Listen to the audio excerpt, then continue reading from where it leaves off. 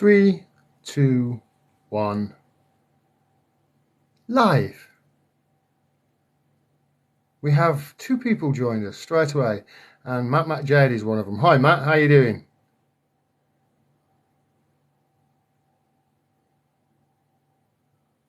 Still two people. Oh, three people. Three people watching. Can we get it to 4? 5. Here we are. Hi, everyone. What an insane week that was. It's been quite a week, hasn't it? Especially here in the UK. I'm just wondering how many of you all are confused and, worried and scared and what have you. Matt Jade says, don't know if my comments will work. Another ban, you see. Yeah, well, I can see your comment. I can see your comment, Matt. So that's good. Yeah, so you've had another ban. I had a video taken down of mine after it had got like 100,000 views as well, which was weird. And after what I said in the video came true. It was really weird, but anyway, it doesn't matter. I'm not going to bitch and whine and complain about that, especially since they didn't ban me. Ordinarily, when I get a video taken down now on TikTok, I get a week's ban, but because I don't think it's happened for months, well, I haven't actually done that many videos, have I, in that time? I've been really careful what I put on here, because otherwise I would get banned. Anyway. I had a comment removed, 3-day ban, content restored, still banned, says Matt. Yeah, that's the thing. That was what was happening to me. And why I've still got account warning on my TikTok account. When it's really weird. You'll have an account. I was having videos taken down because they were getting mass reported because of the content, not because there was anything wrong in the content necessarily, but they were getting reported, and the video would get taken down, and then it would get restored. But even though the video was restored, my 1 week ban, remained the same. Anyway, TikTok is so sensitive. You're right, E.G. Sug. Thoughts on the Queen? Well, I'm not a royalist. I'm not somebody who is enamoured by the royal family. I'm somebody who kind of fell out of. I never was a royalist, and then what happened to Princess Diana, who everybody loved, whether you were a royalist or not in this country, pretty much made me not like them. However, I've never had a bad thing to say about the Queen. There were, like nearly everybody else in the royal family, I've had things to say about at some stage or another, but not the Queen for some reason. But what I will say is this. I mean, because I've got nothing, good to say about the royal family or anything, she's still somebody's grandmother and mother, and she was loved hugely, not just by people, family, but in this country. That I was at the supermarket yesterday when she died. I was doing some shopping for my mom, and my mom called me and said, and when I was at the checkout, like 10 minutes later, the boss was going down the check all the checkout operators, the news, and just to carry on, but be aware that that it's happened. And the guy stopped and just like stopped scanning everything through. And I went, has he just told you about the Queen? And he was like, yeah. I said, you all right? And he went, how much worse is it going to get? So people are scared, and people are, upset, and people are angry. So whether you've got anything good, but if you've got nothing good to say about the Queen, what I'll say is this: just, please be quiet, shut up a bit, give it a few weeks. There's no need to talk about, at least until after the mourning period, and then you can get back to it. And likewise, to all those people on Twitter right now tweeting mad things and crazy things, whether they're negative or positive on Twitter, stop trying to say something smart for clout. She's died, So whether you like the royal family or not, I just think whether people like the royal family or not, what I'm seeing, especially on Twitter, is just people, you know, trying to say something clever for likes. That's what I think. Yeah, Matt, you're definitely going to have to come on the podcast again. Liz chilling with Simba's dad from Lion King now, says Zinger. Yeah, it's going to happen to us all. And she was 96. She had a very privileged life, you know. But I will say that some people, like the people on both sides, are just going overboard. People I've seen, you know, doing all sorts of comments, negative, nasty things, you know, whether true or not. And likewise, people going overboard, gushing, saying, "Oh, she's done so much for us," when she's done nothing for us. I don't think, not for us. um, yeah, there you go.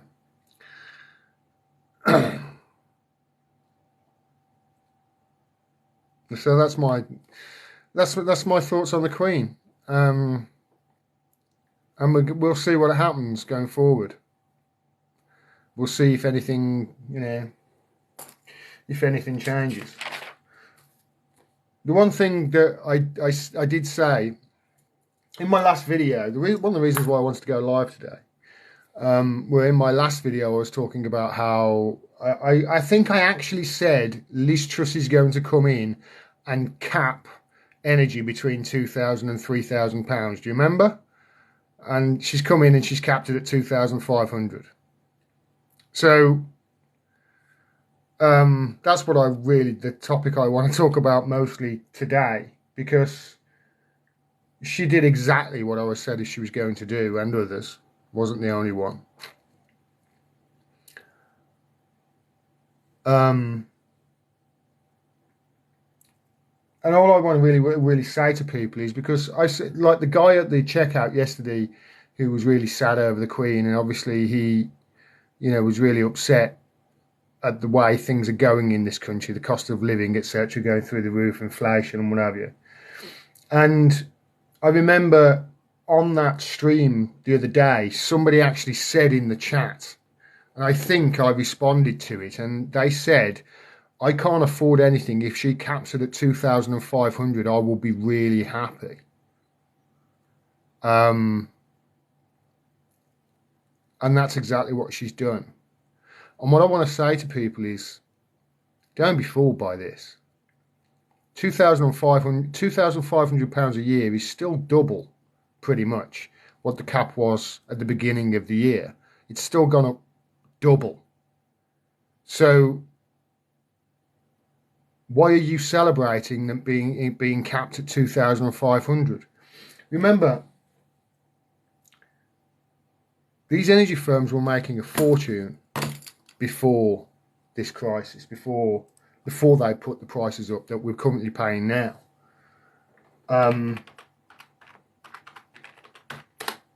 They were making a fortune, billions.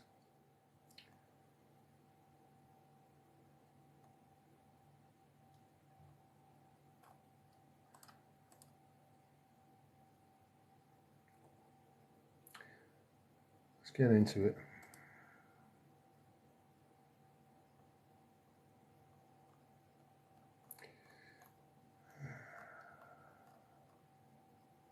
Here we go.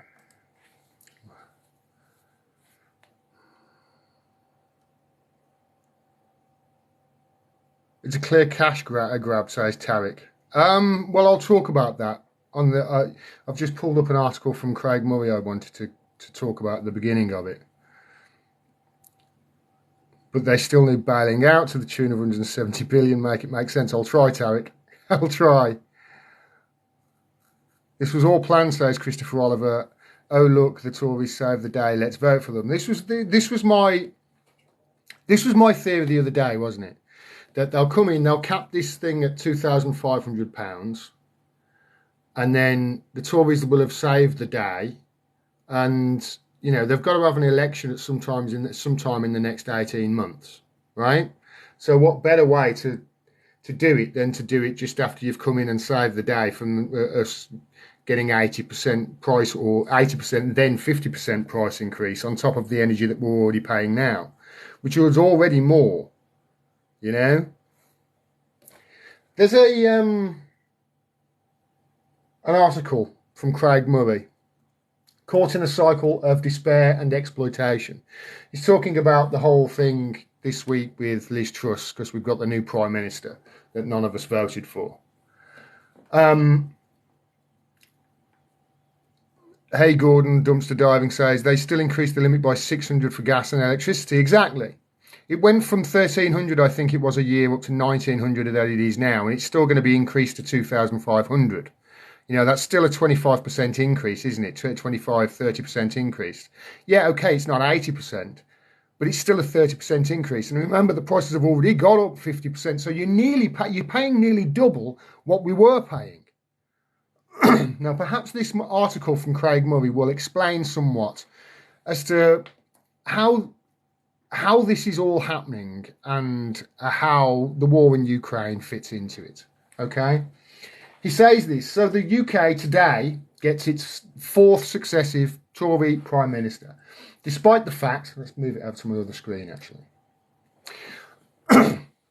despite the fact that the previous three all crashed in failure, even in their own terms.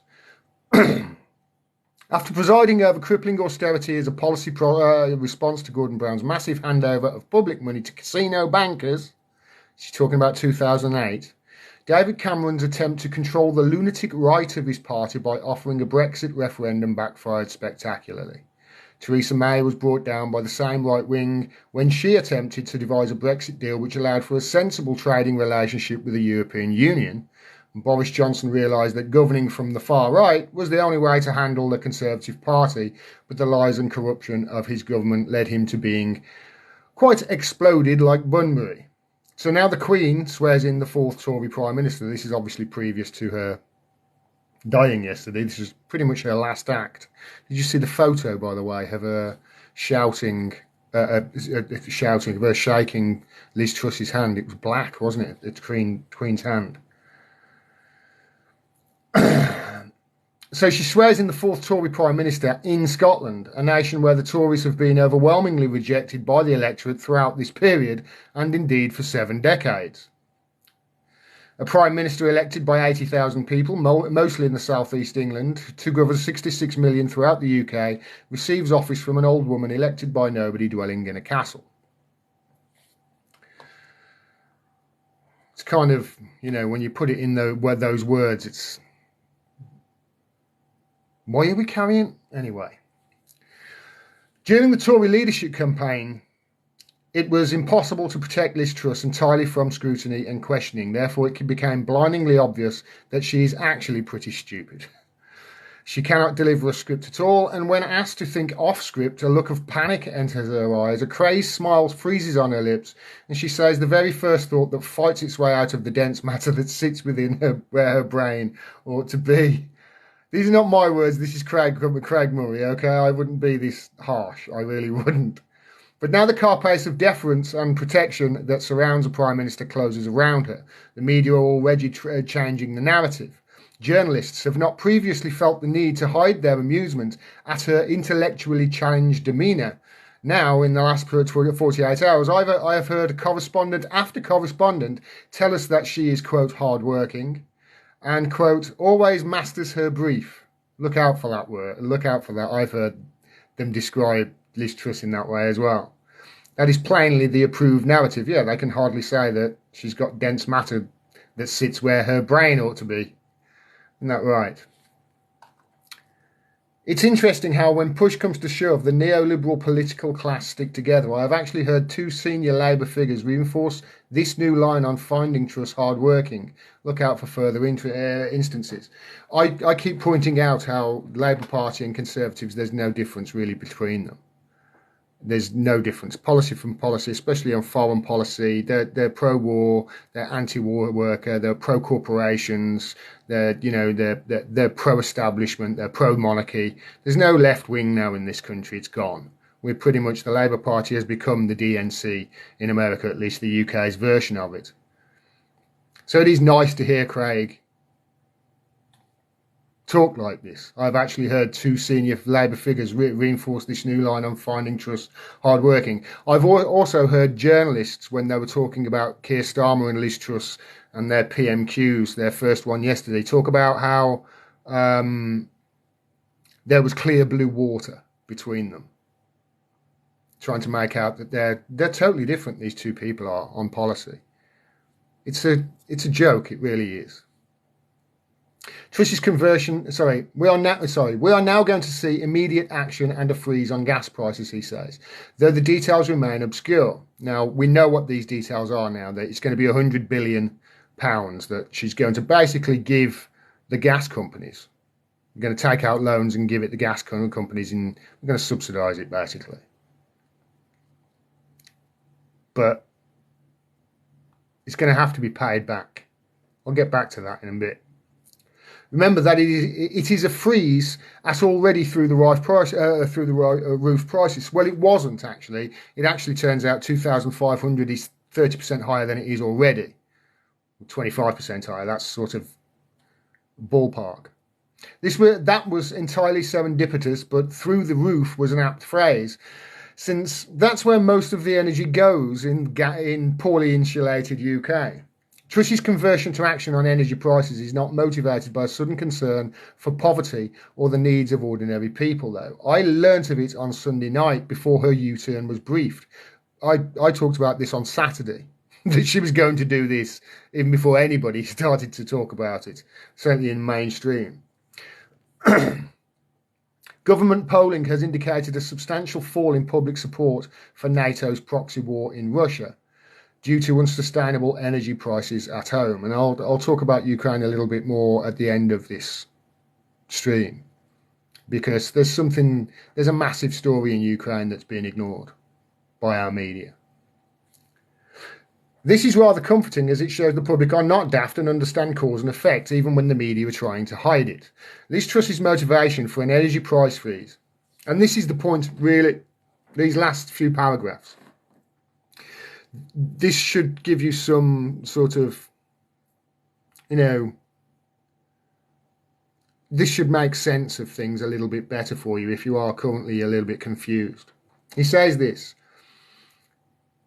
Liz Truss's motivation for an energy price freeze is therefore to maintain public support for fueling the Ukraine war, the overwhelming neoliberal priority. That seems to be, doesn't it? They seem to just want to keep this Ukraine war going at all costs. I even saw an article that in April Boris Johnson went over and scuppered a peace deal between Ukraine and Russia.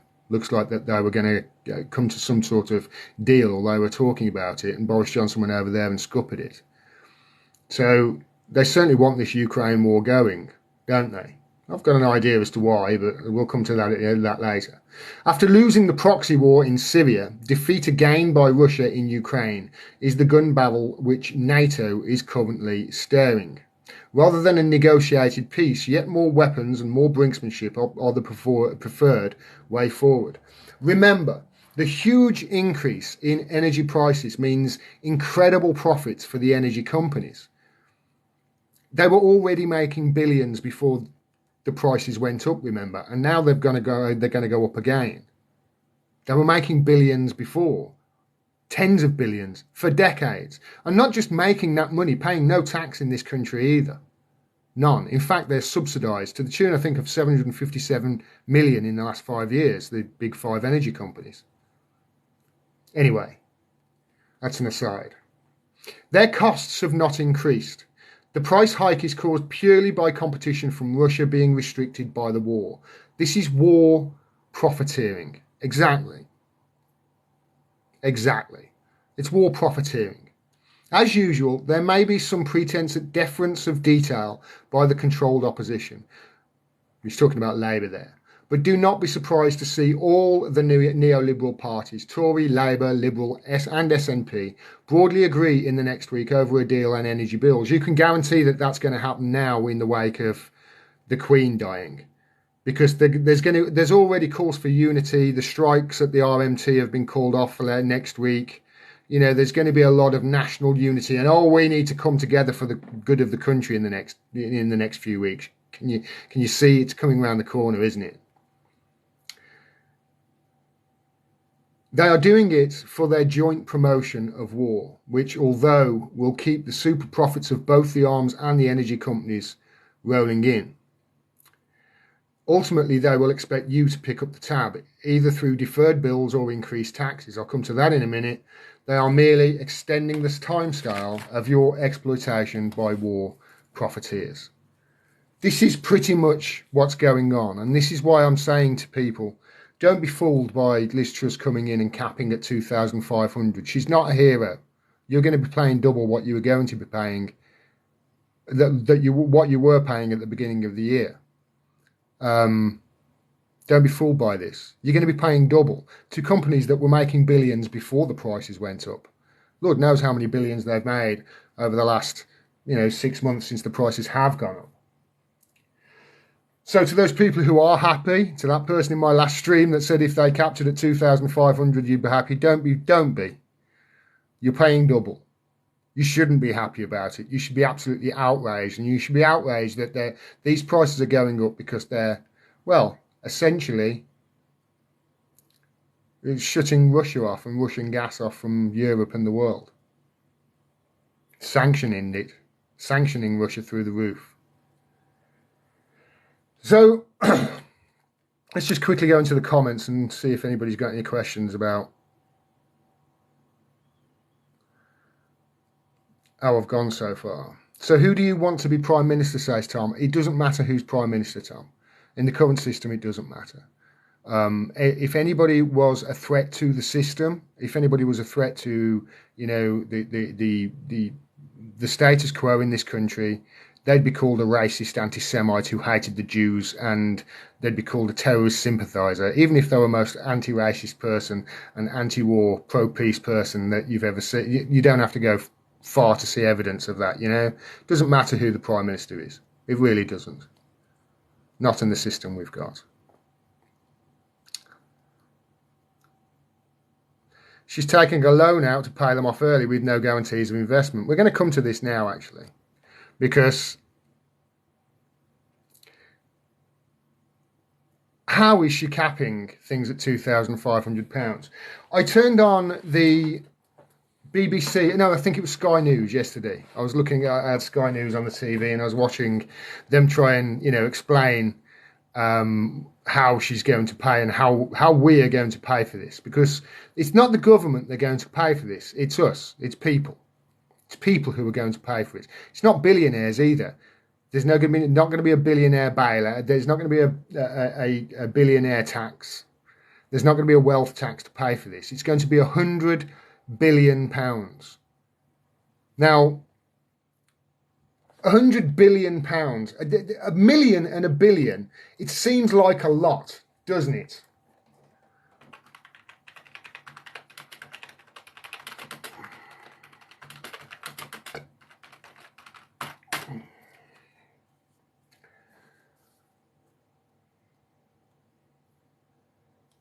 What's an easy way to show the difference between a million and a billion? Because these figures are huge. It's kind of difficult to get your head around just the difference between £1 million and a billion.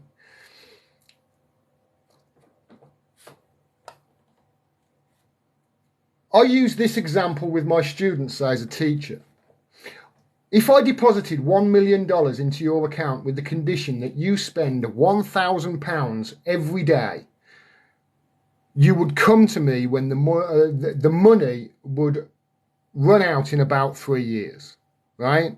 So if you couldn't get any interest on that money, and this person gave you $1 million and told you you'd got to spend £1,000 in every day for some sort of like Brewster's Millions, do you remember that with Richard Pryor?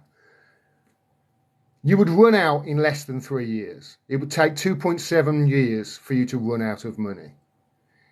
If, however, that same person had $1 billion deposited in their account and was told the same thing, come back to me when you run out, the money would not run out for 3,000 years. That's the difference.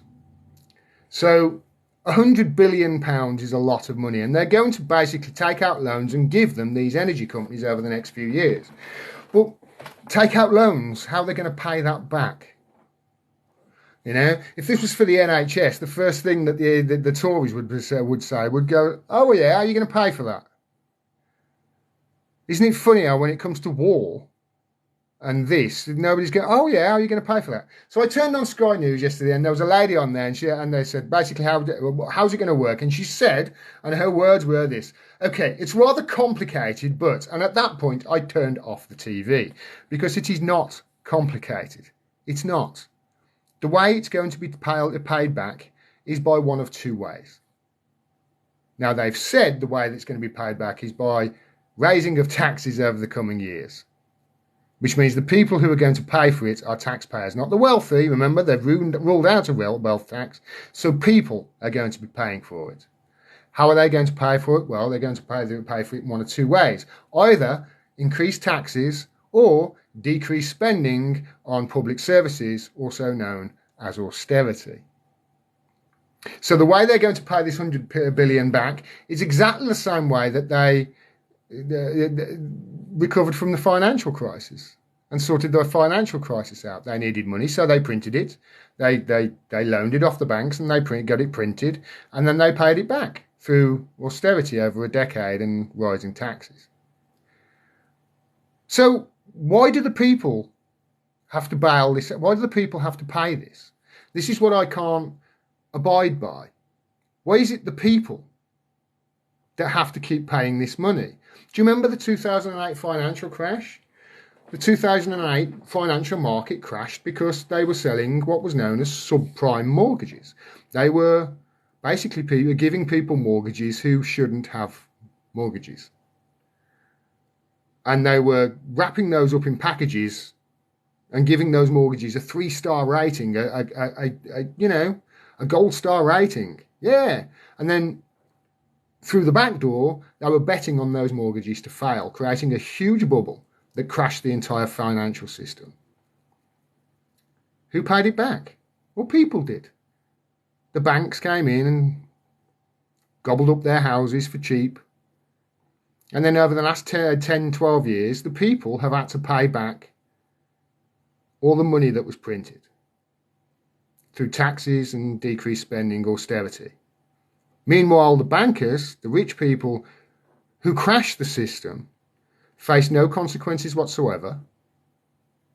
I think the only thing that happened to anybody in this country was, what's his name? Fred Goodwin lost his knighthood, didn't he? The guy at RBS, at the top of RBS. So essentially the same thing is going to happen again. These oil companies that have made billions over the last, since they've been privatised, since neoliberalism, since Thatcher and Reagan, they've made billions. And not only have they made billions, but they haven't been putting anything back into the economy of this country either. They've just been making a fortune. You know, it's not been coming back to that profit is not taxed. They've essentially paid zero tax over the last 5 years. The top 5 energy companies have. Meanwhile, been getting bonuses up the wazoo of millions and wages of millions of pounds. These are not British-owned companies now. They're foreign-owned. You know? Just like all of these large companies that are basically, you know, keeping their assets all offshore so they can't be taxed. They're all foreign-owned. And meanwhile, while they're doing this, I saw it. Sorry, I'm bouncing around a little bit, I know, but I'm trying to get it all sort of, all the pieces of the puzzle for you to customers.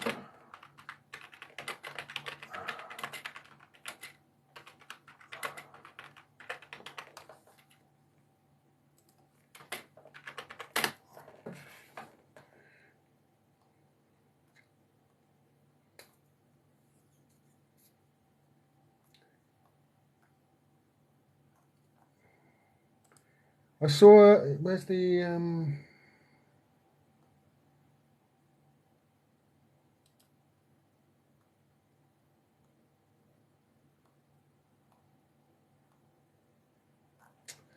They're charging people who are using cheap wind energy the gas prices. These large BP and Shell, and I can't find the article now, crap. I might have to circle back to that. But it's important with these companies to ask, therefore, when they're making billions in profit, so where does this money go? Where do these profits go? You know, the profits that they're making off the British people here, paying these exorbitant prices, where do those profits go? Well, they go out.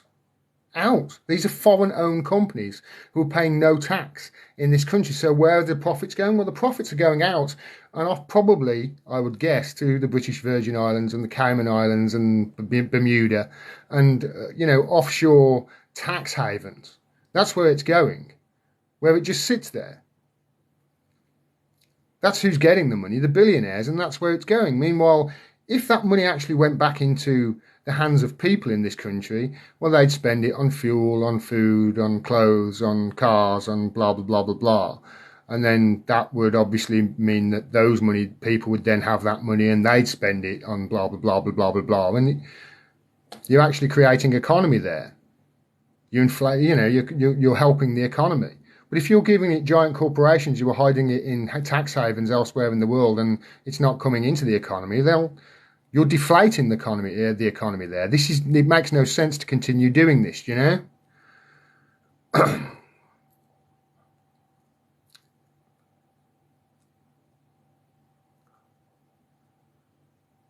One banker was in prison, says Supercup. A black banker. I think that was in America. I fear this is the beginning of the social credit system, says Sarah. Will they print new notes? Sadly not. I don't know what they've got planned, but an estimated $6 billion being spent on the Queen's funeral will help also. Is that how much they get? It's not going to be $6 billion, is it? For the Queen's funeral? Surely it's not.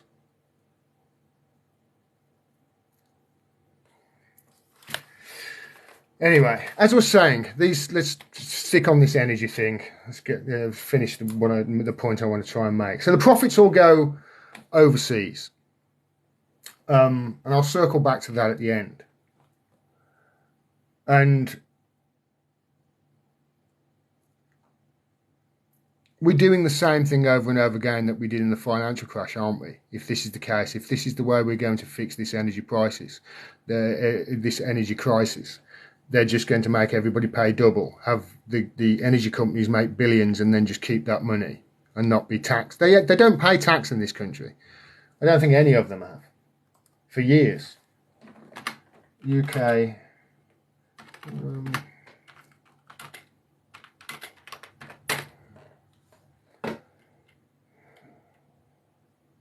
BP paid 127 million in taxes and fees to the British government in 2021. So it paid 127 million in 2021 in tax.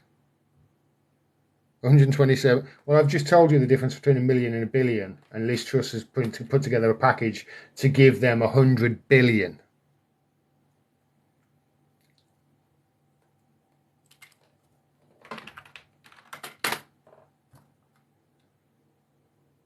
Since 2002, Shell has paid over £7 billion in tax to the UK Exchequer. Over £7 billion in tax they've paid. Since 2002.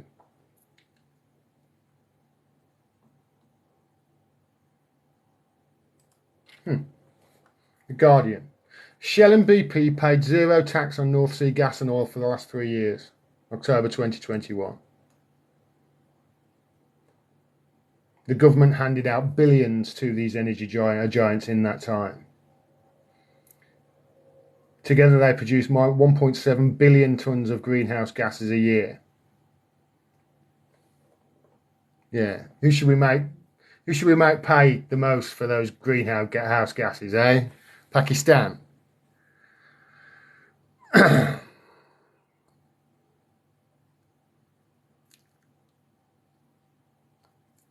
These are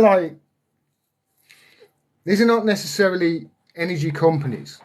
you know, as such. These are not companies or private owned companies anymore. For, by the way, the answer to all this is nationalisation. That's what the answer is.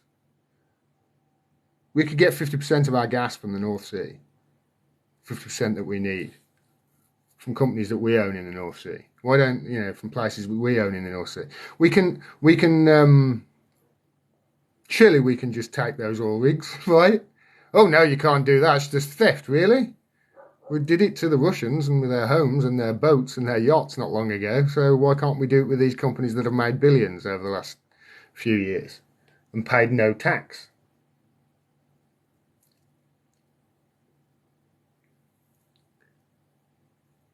Have you seen Martin Lewis tweets? Says Sarah. I haven't, no. What's his, I know he's the money saving guy, isn't he?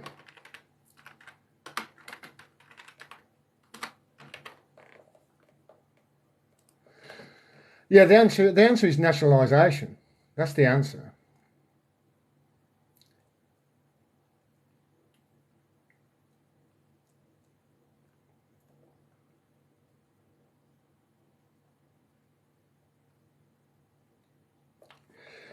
On the back of, okay, so this is the 15 quick need to knows as a result of this energy cap that's coming in. The new price guarantee starts 1st of October.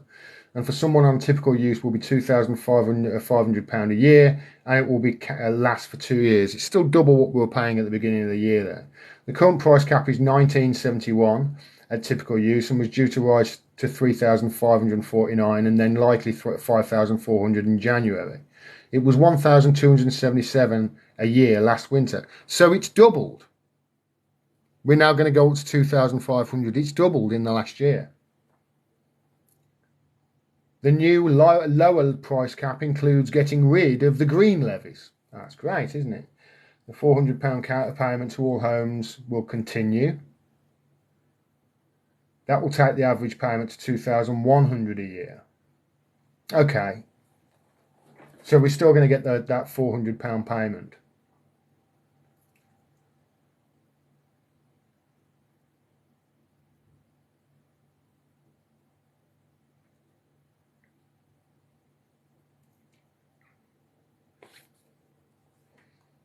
Yeah, there's nothing there really that's those on fixes can either stay with them or can leave and switch to the new state subsidised tariffs with no exit penalties. For those on LPG and heating oil, I'm told there will be discretionary payments to help them too.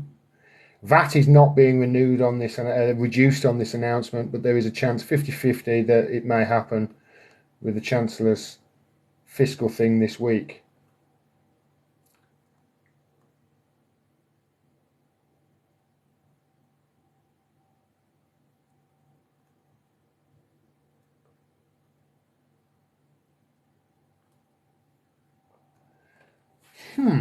This is interesting. So I'm looking at his tweets now, Sarah. This Martin Lewis, he's the money expert guy, isn't he? The new price guarantee will effectively work as a discount of the unit rates of the pre-planned 1st of October price cap rate. I'm now hearing this per pound discount will also apply to all tariffs. So many fixes that currently look costliest than price guarantee will end up cheaper. What? So the stuff that looks most expensive now will end up cheaper in the long run? Plus there may also be a reversal on that, all you can get out of a fixed tariff without exit penalties, which government told me earlier, blah, blah, blah, blah. It's as clear as mud, isn't it? All I know is this. You're going to have to pay for it. If you pay tax in this country, you're going to have to pay for it. And if you don't pay tax in this country, you're very likely going to have to pay for it as well with austerity.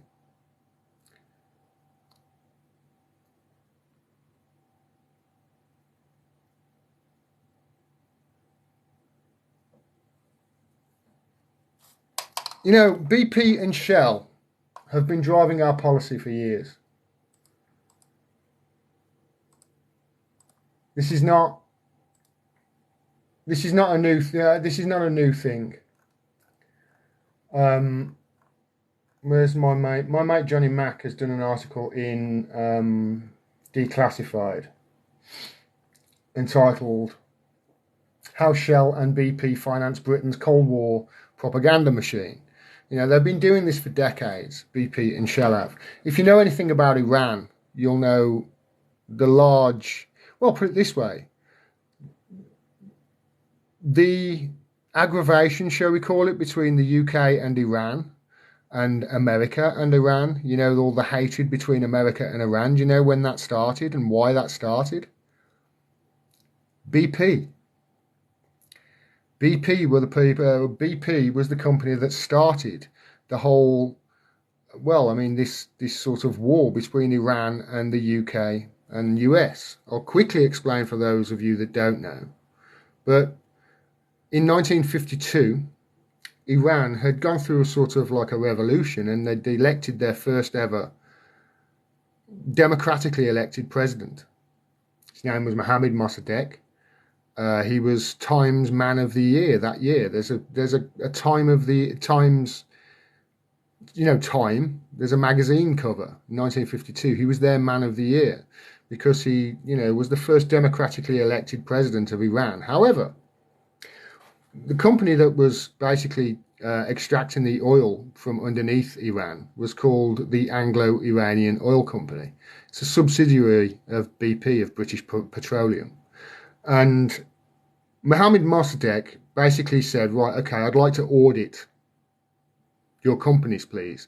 To which the Anglo-Iranian Oil Company, BP, said, no, you can't audit it. So, well, this is our oil that you're taking. We need to audit it. And they said no. So he privatized it. He took the oil company into, well, sorry, he nationalized it. He took the oil company into national hands.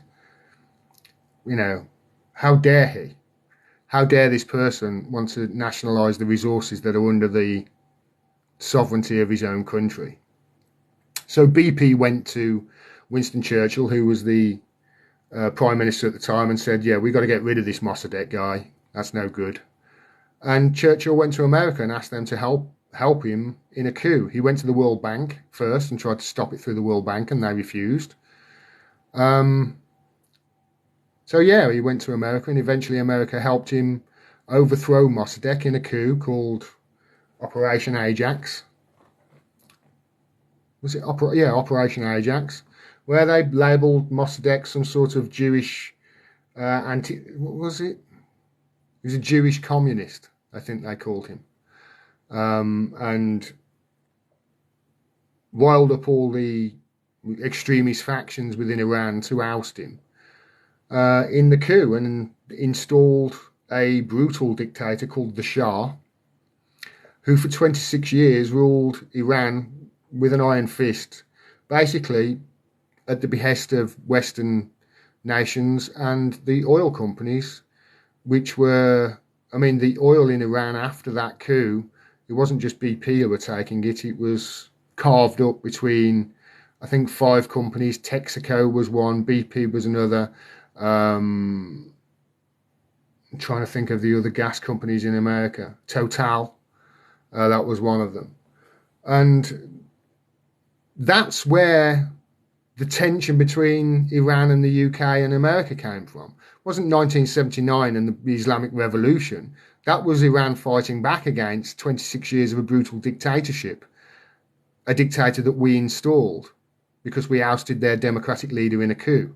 26 years. You should read some of the stories that this person went through. I mean, I saw a picture earlier of the Queen in a car with this guy, the Shah, waving to, you know. He presided over a police force called the Savak. Made Eastern European, the Stasi and Eastern Europeans look like saints. You know, so these oil companies have been basically driving policy in this country for a long, long time. And I, for one, just think, hey, listen, it's insanity. We're doing the same things we've always done and expecting different results. Not just doing the same things we've always done, we're letting the same people do them. It's nuts. It's nuts to think that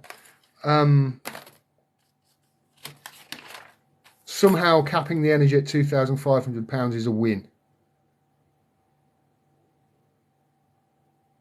That's crackers. But something has to change, because the oil industry is the most heavily subsidized industry in the world. And there's a reason for that, and that's because the world's reserve currency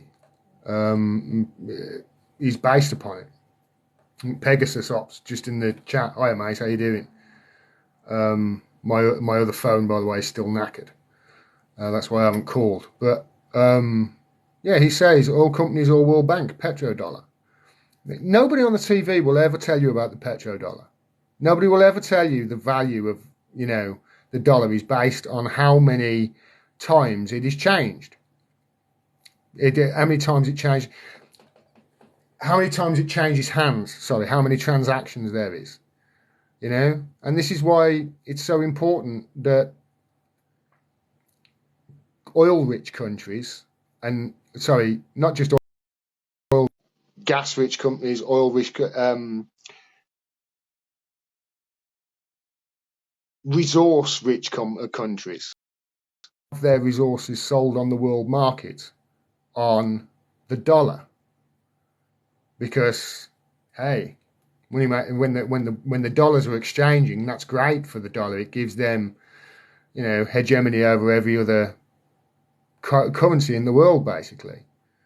But when that's not happening, and they've just flooded the market with trillions, they've just pumped trillions into the market, and you haven't got the expenditure, and you haven't got the boom that comes from that, from injecting that sort of money into the market, and if it just all goes to the companies, then it doesn't go into people's hands, and what you end up with then is what I think is coming next, and that's not just stagflation, but stagflation probably coupled with hyperinflation.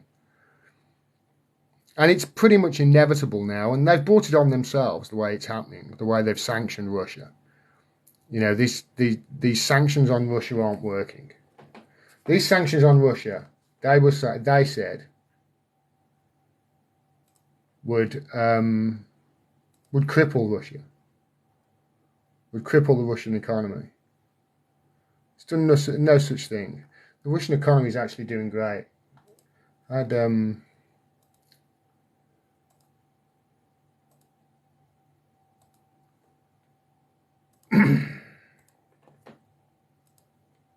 saw a video, an article the other day on it.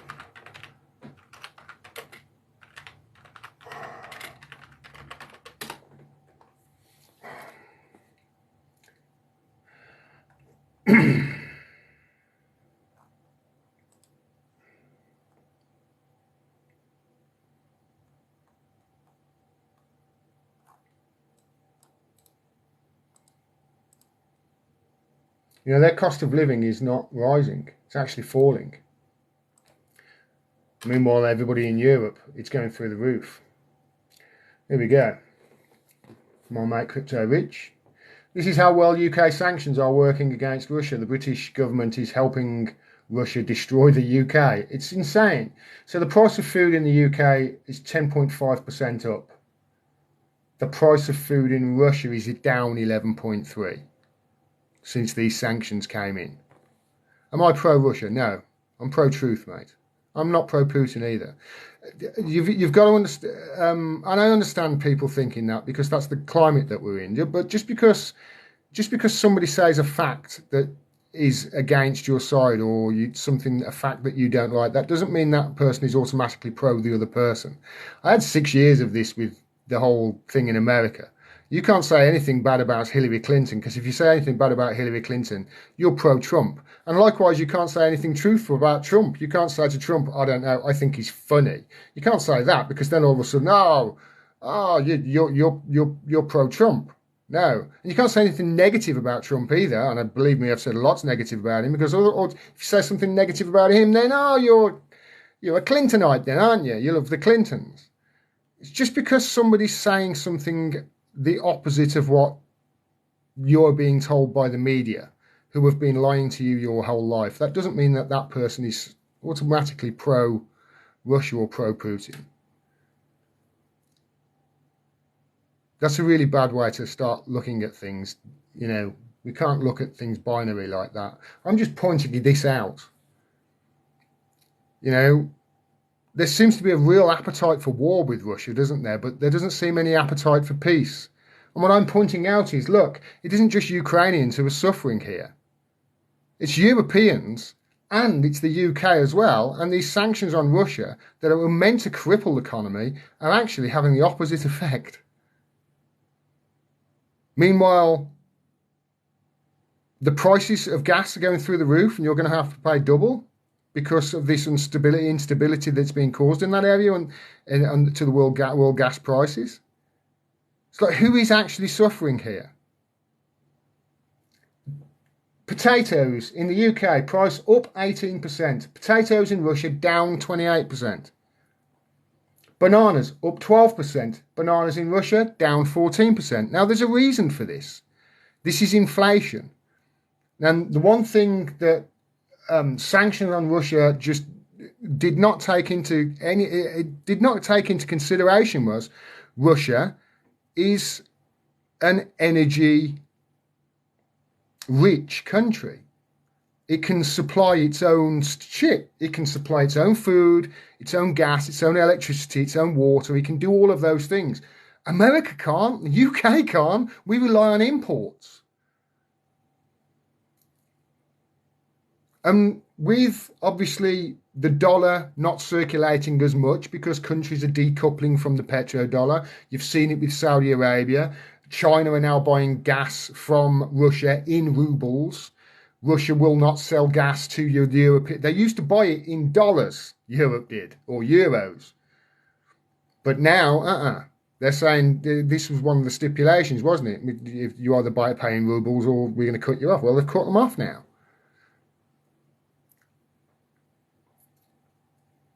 Cabbage up 10% in UK, down 33% in Russia. Tomatoes up 15%. Carrots up 16% in the UK. Tomatoes and carrots down 14% and 13% in Russia.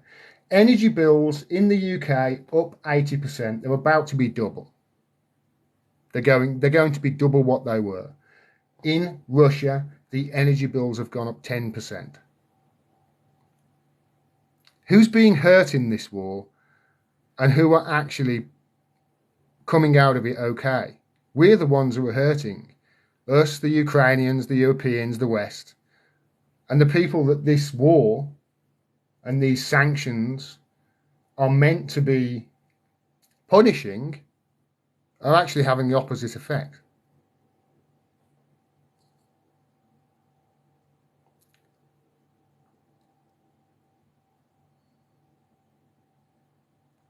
Why are you against sanctions on Russia then? You think we should just let them invade Europe? No, mate. I think Titch has just banned you, but this person, you can see what we're up against here. Why are you against sanctions on Russia then? You think we should just let them invade Europe? I didn't say anything about letting them invade Europe. Did I? But likewise, I mean, you've gone to the nth degree there by saying that. I mean, okay, they've invaded Ukraine. I will give you that. But why did they do it? This war did not start 6 months ago. It's been decades in the making.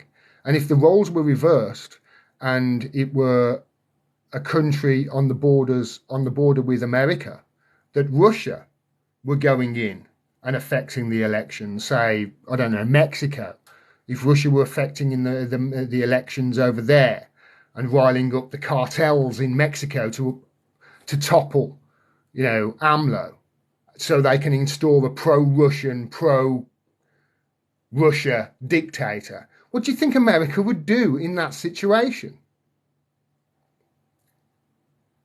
If they started, I don't know, investing all sorts of money in all sorts of places, doing all sorts of, I don't know, testing and whatever, on all sorts of things. What do you think that it would be World War III overnight? We don't have to imagine. We had the same thing happen with the Cuban Missile Crisis. You've got to understand this is happening on Russia's border, and you've got to ask why. And that's the thing. Why? Why is it happening? Why is it happening on these countries? Do you know where Afghanistan is? For those of you who don't know, Afghanistan borders Russia and China. Why do you think it's so interesting to America? It's the geopolitics of it all. It's you mess about with a regime on the border of a country, or it's just you're messing about with politics to basically affect your opponent, which seemingly the enemy is Russia here.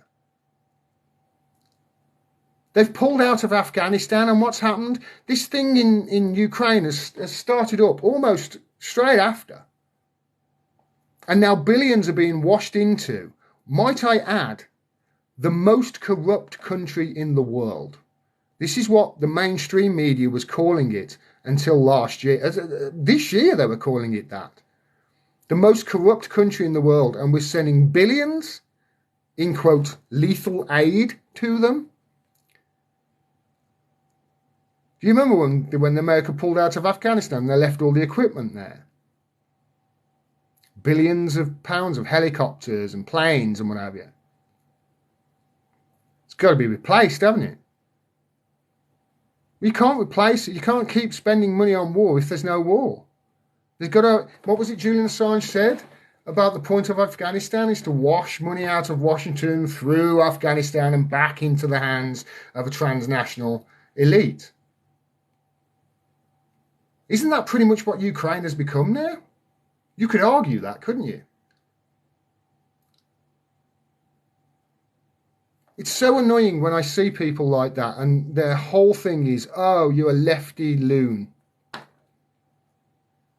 Because congratulations, well done.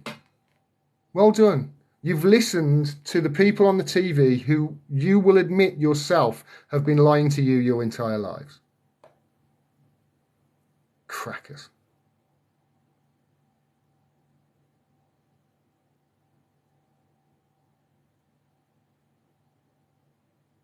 Yeah, thank you for kicking him out, Titch.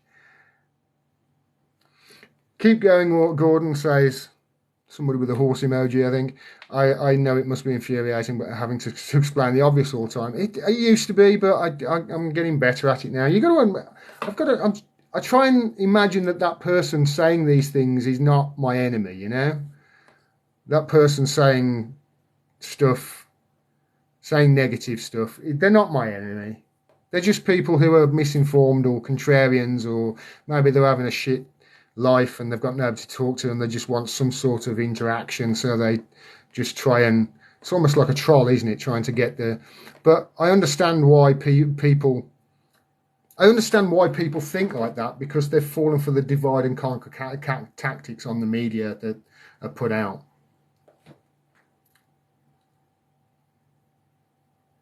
Remember Gaddafi? I can't say that, Svetic, but you are correct.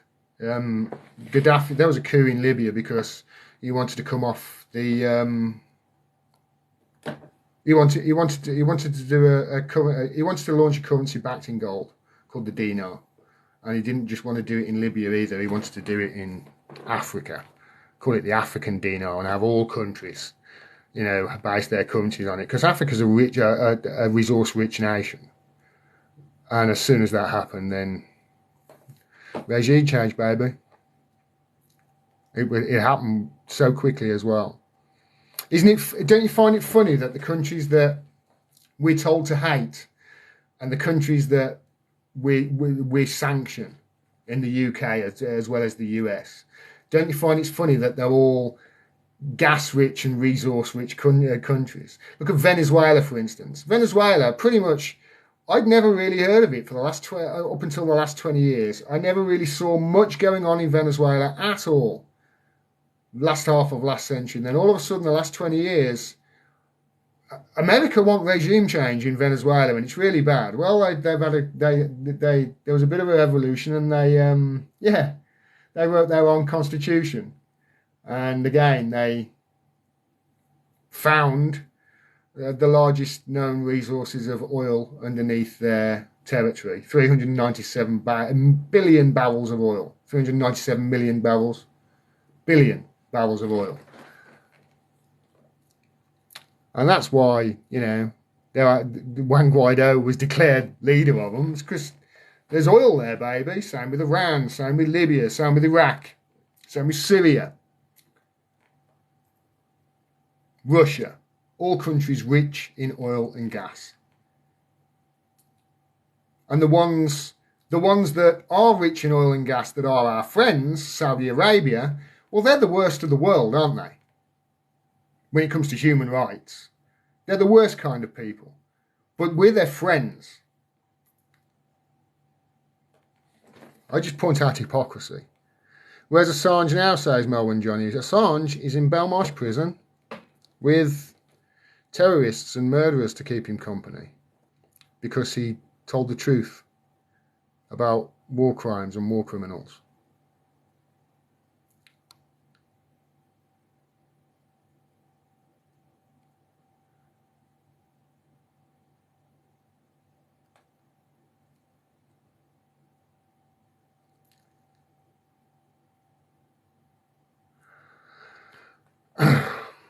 America is going back to the gold standard. America.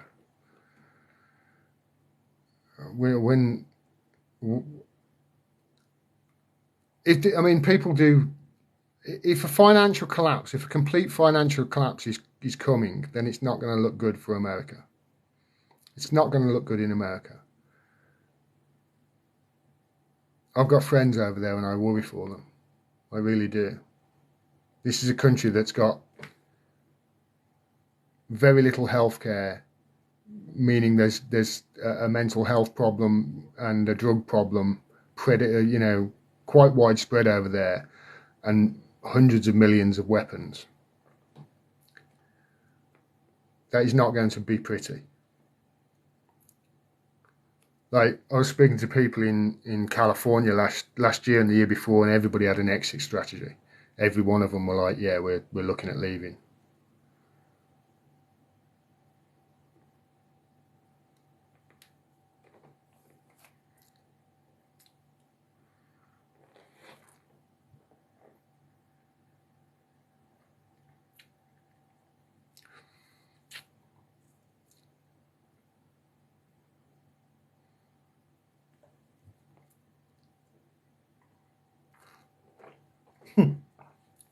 In Russia, if you're not working, you can still get free appointment to the GP and see doctors. Yeah, they got universal healthcare in Russia. Now, where else have they got universal? I'm not going to go down that route. Put it this way: countries that you give Americans give billions of pounds to, have got their own healthcare, but not America. And I talk to my friends in America, and they, some of my friends think, no, we don't want an American. We don't want an American healthcare system because otherwise we'll have an NHS like you. And it's like, you think our NHS is bad?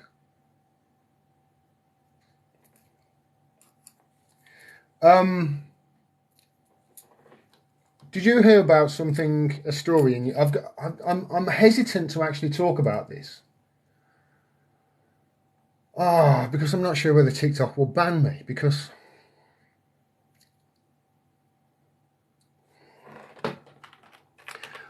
No, they shouldn't, because the United Nations have come out and said thank you. So,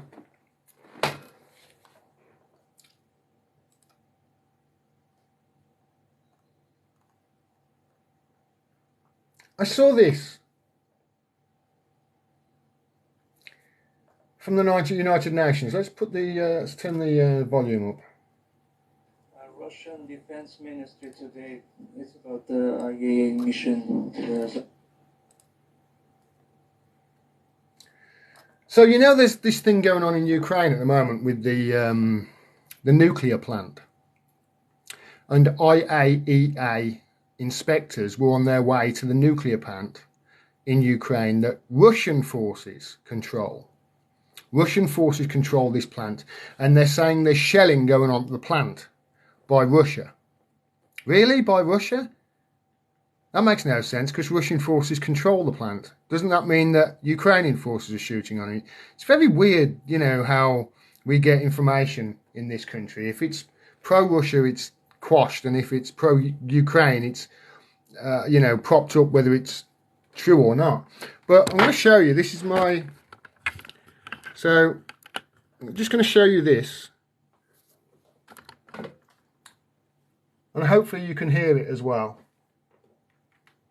So this is the United Nations. Yeah? United Nations spokesperson. Listen to what he says.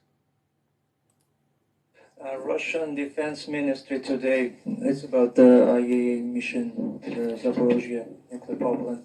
Russian Defense Ministry today stated that the Ukrainian group of saboteurs attempted to seize, to capture the station in order to use the mission as a human shield. Okay, did you hear that? So inspectors were on their way to the United Nations, from the United Nations, from the IAEA, were on their way, according to this reporter, according to this journalist asking the question, were on their way to inspect this nuclear plant in Ukraine. And I think it was 60 Ukrainian commandos were sent to capture them. Ukrainians. Now, from what I could say, from the reports, it looks like these were Ukrainians who could speak Russian, who were going to then pretend that they were Russian and sort of hold them to ransom. And this is what this reporter is asking the United Nations about here. And listen to what they said. I'll take it back to the beginning again. It's incredible, this is. Russian Defense Ministry today, it's about the IAEA mission to the Zaporozhye nuclear power plant. Russian Defense Ministry today stated that the Ukrainian group of saboteurs attempted to seize, to capture the station in order to use the mission as a human shield. So they were neutralized, according to the Defense Ministry, and the officials of Russian Defense Ministry express bewilderment, I quote, due to the lack of reaction of the UN Secretary General to this incident. Do you have any reaction in this regard? We are glad that the Russian Federation did what it needed to do to keep the inspectors safe. I think our security people, our drivers have done a tremendous job in getting the IAEA inspectors in. They will continue to support the mission until it ends. And it is, like with any UN mission, it is the responsibility of those who have power over a certain area and who are responsible for a certain area to keep UN staff safe. So, according to that journalist and according to these reports, what has happened is the Russian forces that are in control of that nuclear plant in Ukraine are being shelled, and there's a worry that there's going to be some sort of leak. So they've asked IAEA inspectors if they can go and inspect the place, and Russians have gone, yes, okay. And they were on their way, and a force of 60 Ukrainian, quote, commandos, which I've heard people say were trained by the British, but I don't know, I haven't got this confirmed yet, but all I can go is off what the United Nations have confirmed, that 60 commandos were dispatched from Ukraine to capture these IAEA inspectors. Yes, you heard that right, to capture them, and to then basically hold them for ransom, pretending that they were Russian forces, when actually they were Ukrainian. And this is quite incredible, isn't it? This is like something from a movie. But we aren't hearing a goddamn thing about it over here. Not a thing. I'm just trying to imagine how much airtime would be taken up by this story if the roles were reversed. And the Ukrainians were in control of that nuclear plant. And the IAEA inspectors were going to inspect that plant while Ukraine were in control. And 60 Russian commandos were sent to capture these inspectors and then pretend that they were Ukrainian. Can you imagine? It would be on a loop on the BBC, wouldn't it?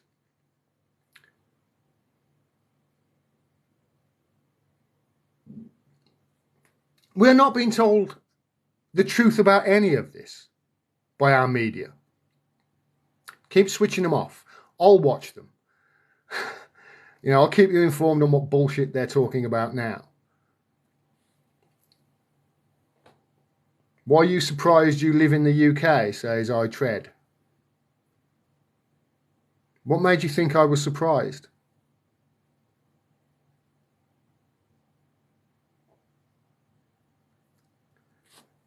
Thoughts on Zelensky ringing the NYSE bell?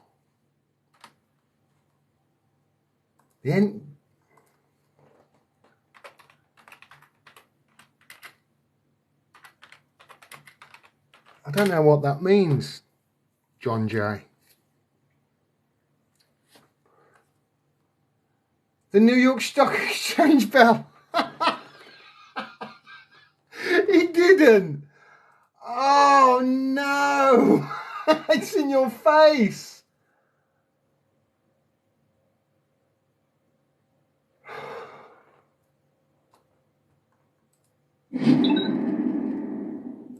Exchange. So a reminder, quite a stark reminder here that, of course, the war is still ongoing.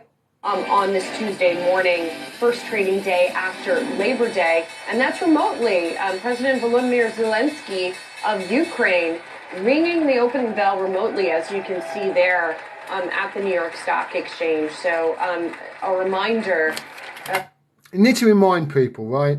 Ukraine, according to the mainstream media in this country, including mainstream media all over the world, is the most corrupt country in the world and was before this war broke out.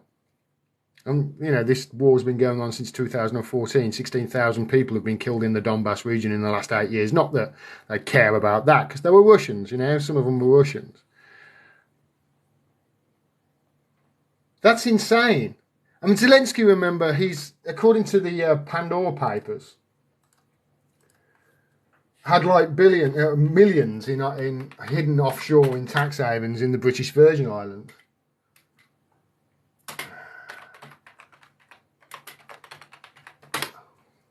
So it's kind of like, kind of makes sense that he's ringing the bell at the New York Stock Exchange, which essentially is a Ponzi scheme, The stock exchange is a Ponzi scheme. It actually qualifies as a Ponzi scheme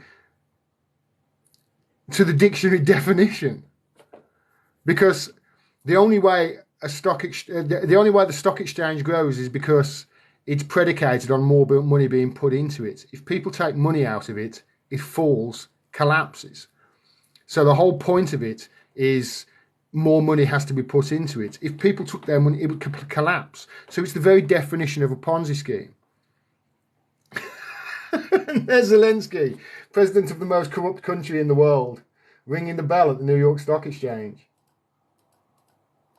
Ukrainian, this is the OCCRP. This is it's a massive journalistic outlet in the world. Ukrainian President Volodymyr Zelensky and his partners in comedy production owned a network. Sorry, I'll say that again. Ukrainian President Volodymyr Zelensky and his partners in comedy production. Now remember, he was a comedian before all this. You can see all sorts of videos of him putting on, rubber suits and blah, blah, blah, blah, blah. But he and his partners in comedy production owned a network of offshore companies related to their business based in the British Virgin Islands, Cyprus and Belize.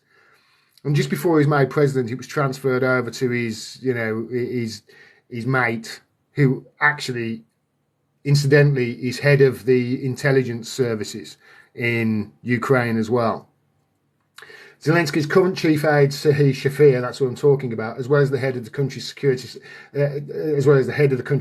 service, were part of the offshore network. Offshore companies were used by Shafir and other business to partner to buy pricey London real estate. How often have the media talked about how these Russian oligarchs are coming in and buying real estate in London and then just sitting on them and watching their profits grow as the prices of property in London skyrocket? Here's Zelensky and his pals doing it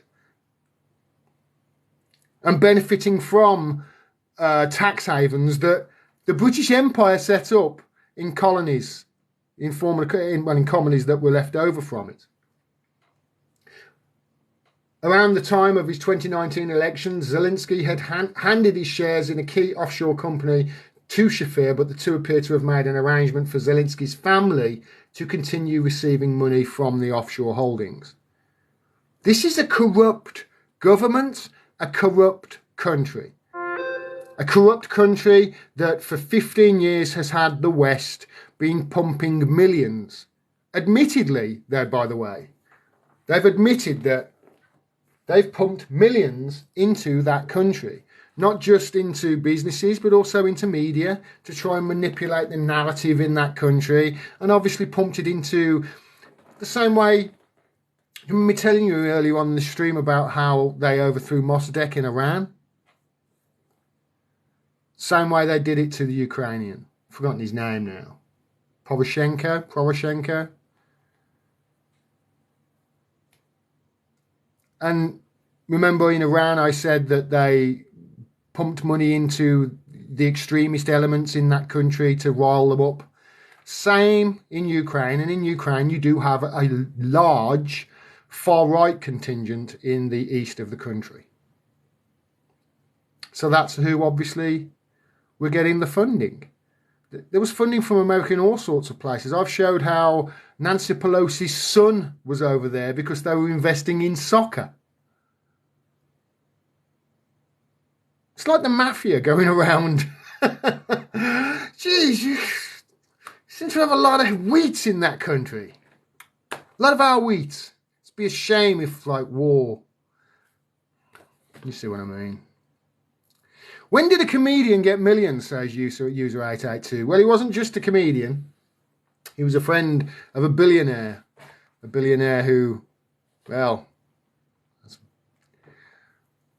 video for another day. I've done lots of videos on it.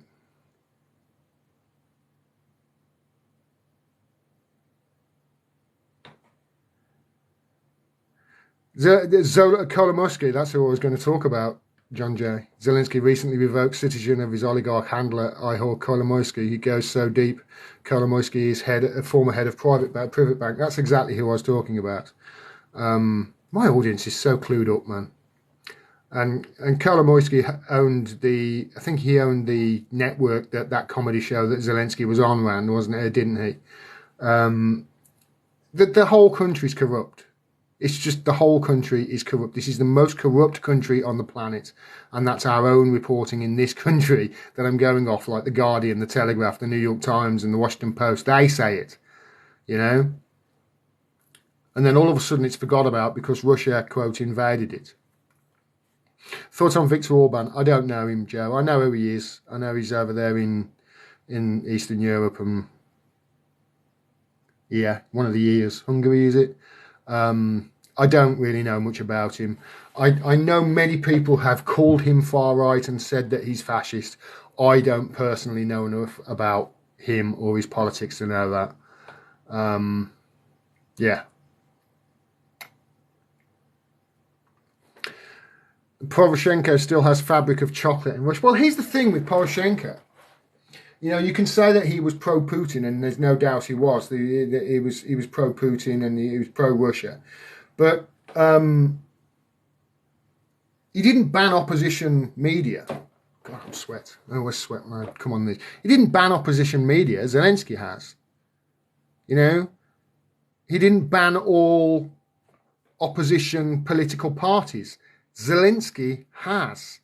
Now, you have to ask yourself, what sort of government bans all media that is critical of you and bans all political parties that oppose you.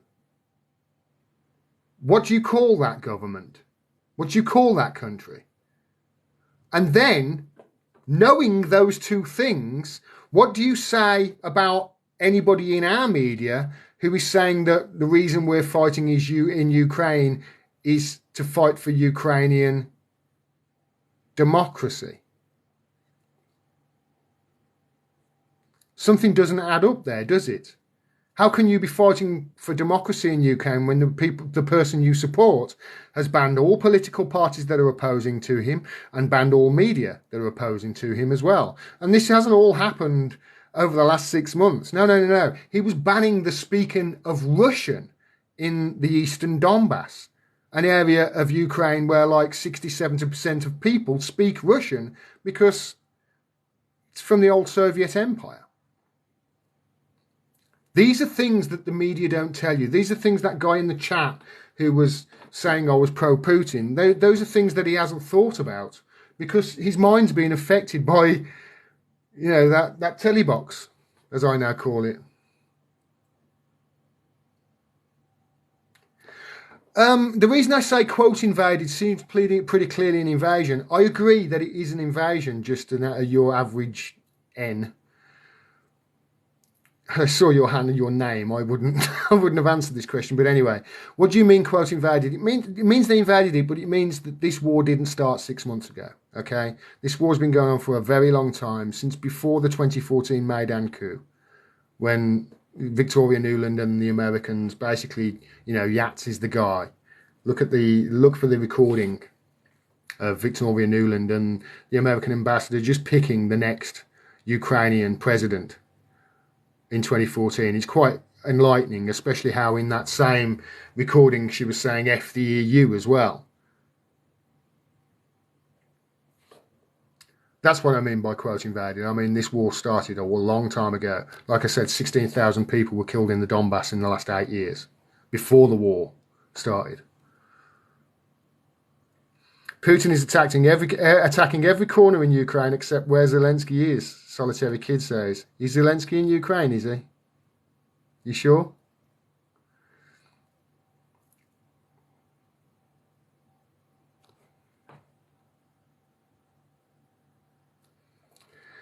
UK banned media that doesn't suit agendas. Well, they certainly did when they banned RT and what have you. They didn't ban RT for anything it did wrong. They banned RT for anything truthful that it was about to say that they didn't want it on the airwaves over here. It wasn't for anything that any lies that they were telling. It's really sad. Graham Meyer says, I feel sorry for the innocent in Ukraine, but the government is corrupt, which is why they are not in the EU. The government is corrupt, and it has been for a long time. The reason it's not in the EU is America. But then I'm not sure whether it would be allowed to be in the EU. It really should be allowed to be in the EU if it wants to be. But then, how long the EU is going to last in the current climate? Look at the way the world is at the moment, and look at how people are rebelling. I've not just seen in the last few weeks, I've seen people out in the streets in France, Spain and Holland, but also in Germany and Italy I saw yesterday as well. So, I mean, will there be an EU in the next few years? Or is the EU something that is the EU something that can survive once we can move past this unipolar world? Because the whole point, so the way I look at the EU, and one of the reasons why I actually think leaving the EU was a good idea, even though it might hurt in the short term,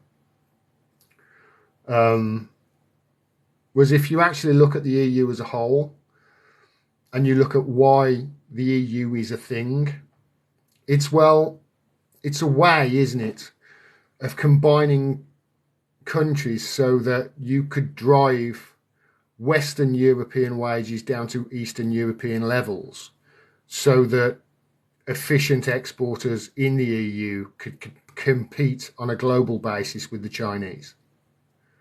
And you could really make that argument and say that that's really the focus of the EU, is to just get everybody's buying power and manpower together so you can compete with the Chinese on a global level. And that obviously means driving down, 0-hour contracts, etc., and exploiting poorer Eastern European countries that haven't necessarily got the exporting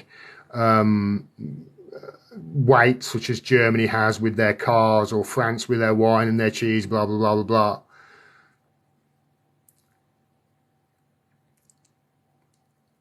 If we're going to move away from the dollar and away from a unipolar world with a single reserve currency, I'm not sure how the EU survives.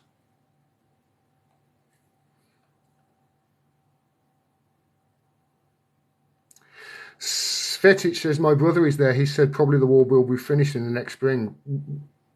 What makes you think that? There's no appetite for peace, is there? Whenever there's any peace proposals, it seems Boris Johnson went over there and scuppered them.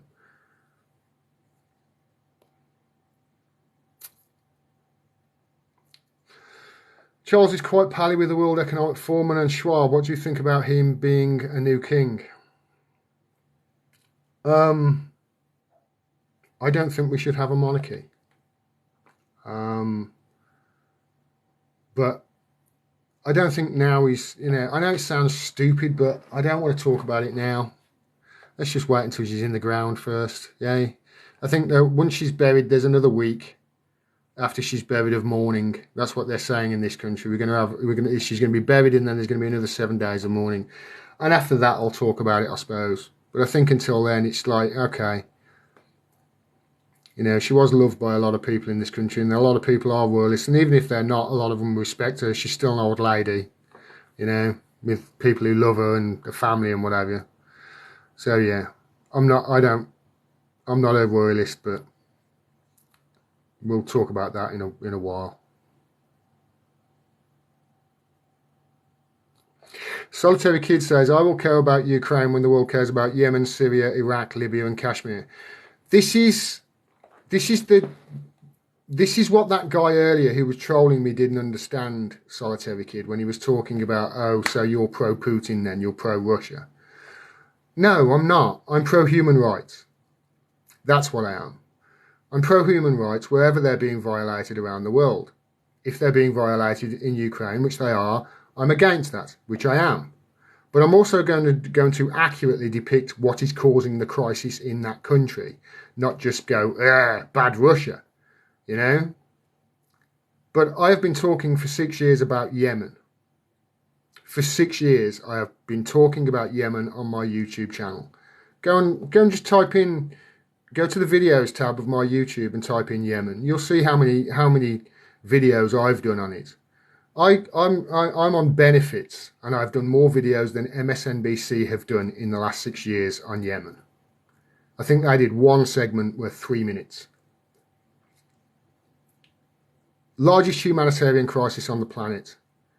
Millions of people being starved to death by a proxy war by Saudi Arabia that we support. There was the other day I saw an interview with Sergei Lavrov, who is like the Russian foreign minister. Very experienced man, very intelligent, and also extremely sarcastic. I've noticed. He's been in the job years, absolutely years, and he's one of the most well-respected, sort of diplomats anywhere in the world, let alone in Russia.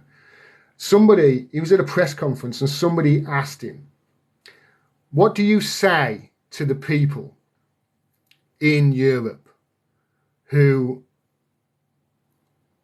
can't sleep at night because they're worried about what you're doing to children in Ukraine? Tough question, right? He very calmly looked at the man and said, what I will say to them is close your eyes and picture those Ukrainian children and imagine that they're from Yemen or Palestine or Syria. And that will help you go to sleep. It's like, wow. Wow. And that's true. Eh? They don't care about Yemen or Palestine or Syrians on our TV, do they? You know, we've supported what's happening to them for years. And we don't report it at all in this country. Why? Because, well, people in this country found out about it, they'd be appalled and want to stop it. Same as they're appalled right now about Ukraine. But they're only told about Ukraine. Now, I like to think that it's not just a case of, you know, these are white Europeans that we're talking about and the other people are brown. But I don't see any other way, really, of pointing this hypocrisy out other than to say it's racist.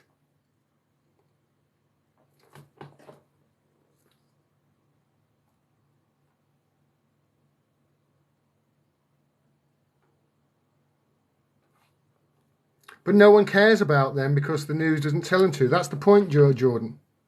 Nobody cares about the Yemenis and the Palestinians and the Somalians and the,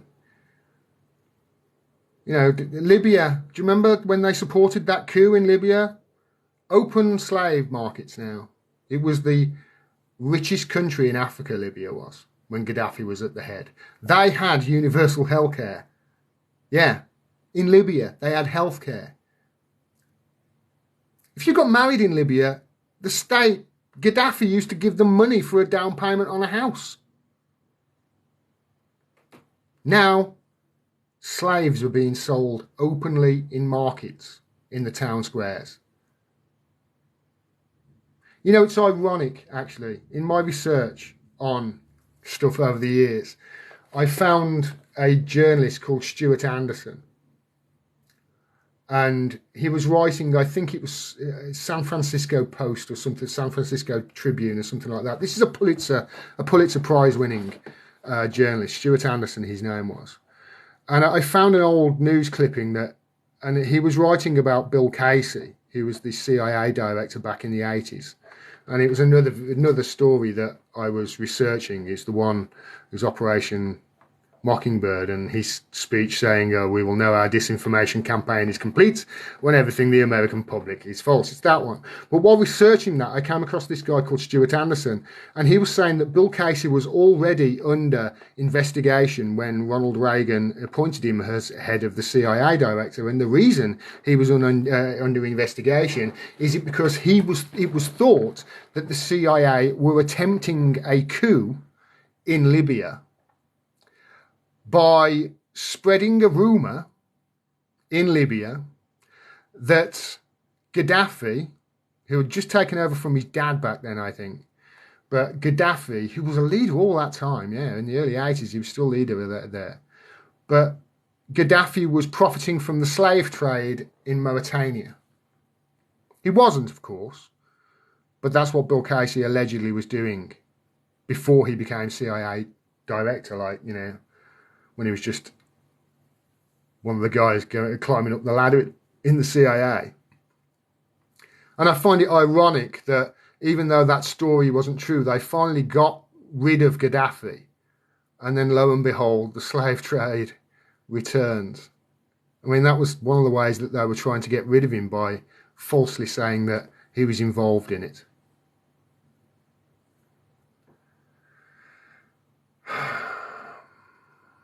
If you look at any unions from history, none of them lasted. The EU will fall apart too.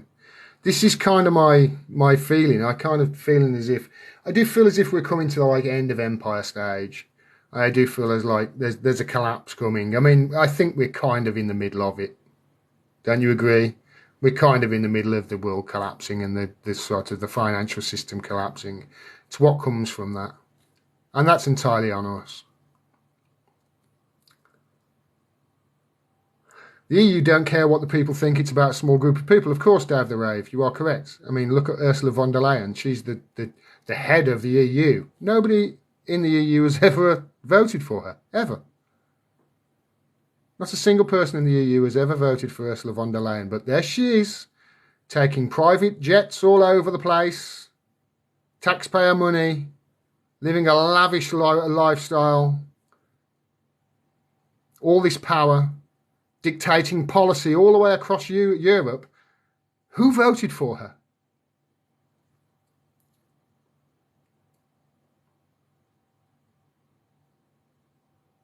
There will be a crash here and we will go to the gold standard, says Mary B. I don't think we'll go back on the gold standard. But I do think the money needs to be based in something tangible. I'd say I'm a student of,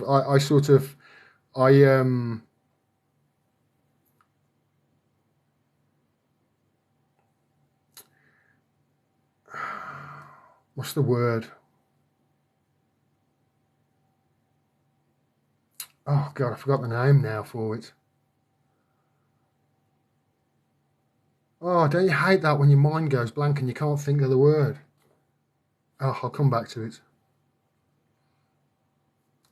Would Putin stop the war if Ukraine declared its neutrality, says Sam Crooks? I think so, yeah. You know, there is no win here for Ukraine. There's not.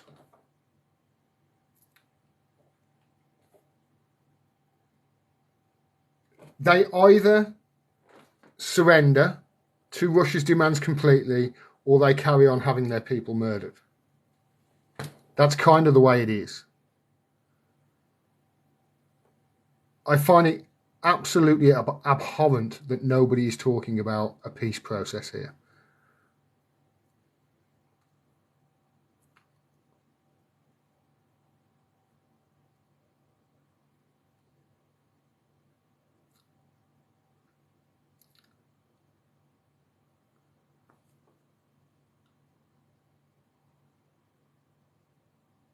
Houthis responsible, don't throw it on Saudi Arabia, says Ibra Harbi 92. No, the Houthis aren't responsible, mate. The people who are responsible are...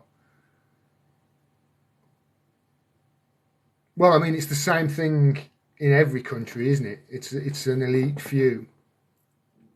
And so you've got to go back and you've got to look at Saleh, the guy who was at Yemen, who was basically said, okay, to the, you know, when the so-called Arab Spring happened, you remember, he was like, okay, I'll come in and I'll oversee an election. We'll have our first ever elections. You know, that's what the guy did. And then, lo and behold, he was the only one who was allowed on the ballot. Do you remember that? Do you? Because it wasn't that long ago. You know, this is somebody who was pro-Saudi Arabia. The Houthis for sure, okay. If you want to say that they're being armed by Iran, okay, yeah, they're being armed by Iran, but there's a huge amount of Shia / Shiites. You know, there's obviously all the Wahhabism, etc., and the competing two Muslim ideologies that's being played upon as well. It's not as simple as sort of like, it's the Houthis, they're all there to blame, governor. It's like anything. It's like Ukraine. You've got to look at the history there.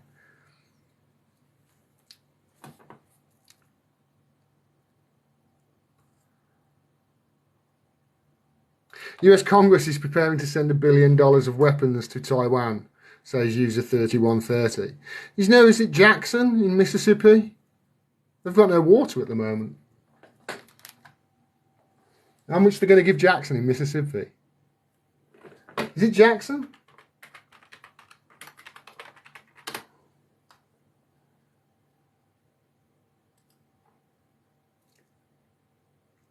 CNN. Oh, the water's back in Jackson.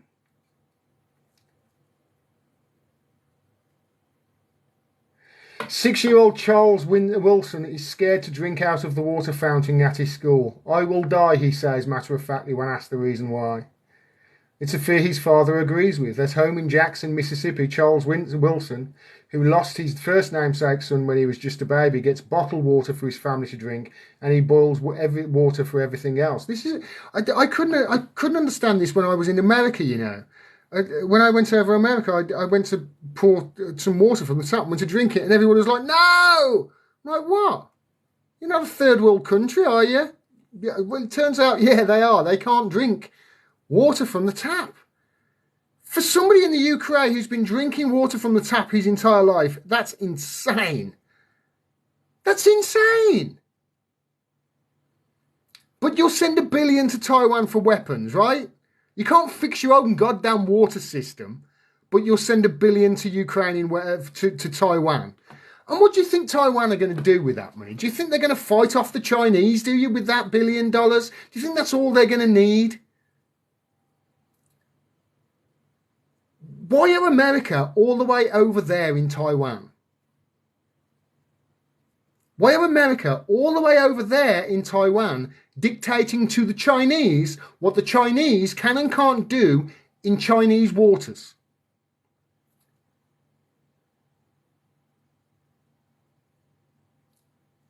What are they doing? I was talking to my mate Steve the other day on AM Wake Up, and he was like, why are we sending a 90-year-old alcoholic over to Taiwan? Good morning. Sunday morning.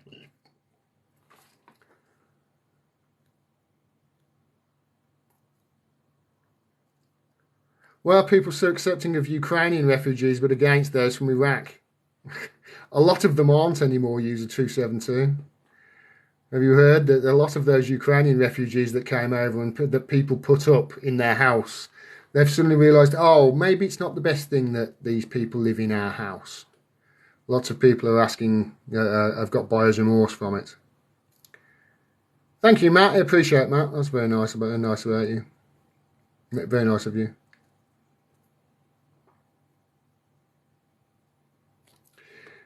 Who told you that about Libya?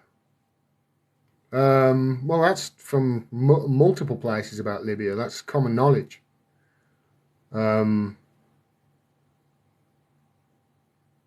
Yeah.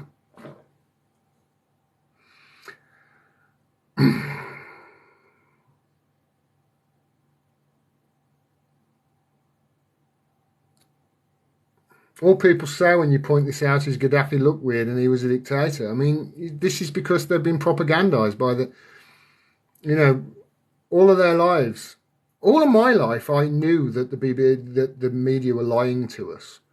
All of my life, but it's only really in the last 6 years that I've realised to just what extent they are lying to us. I didn't realise they were lying to us about everything, but pretty much everything that the media in this country tell us about other countries is a lie or is a complete distortion of the facts or misses out large chunks of information that would give you a much clearer picture of what is going on in the world.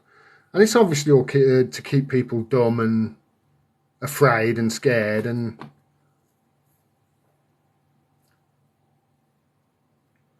he didn't give out money when we get married, said Hugh Dassers.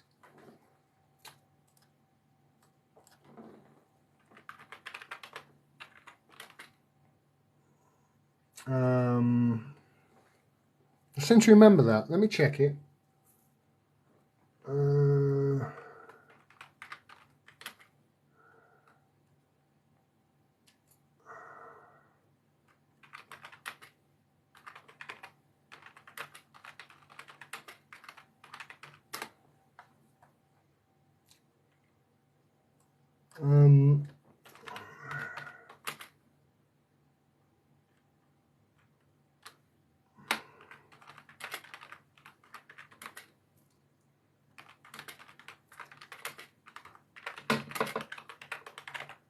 Difficult for me to find it now.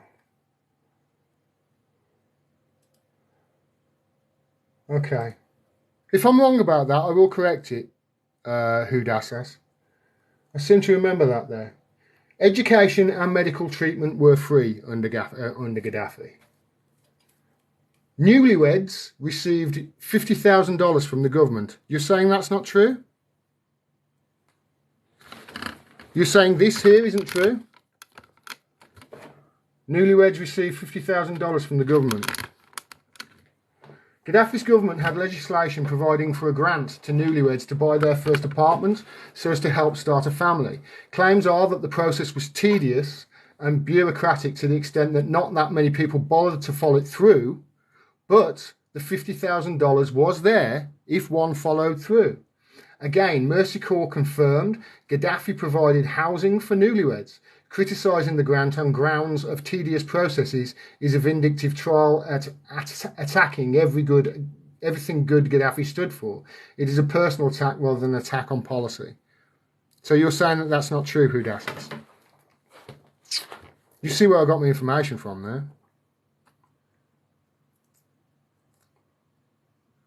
And the story of slaves, never heard that and saw it. Well, I mean, here's Google, look. Yeah? Yeah. There's Google. Libya, slave markets.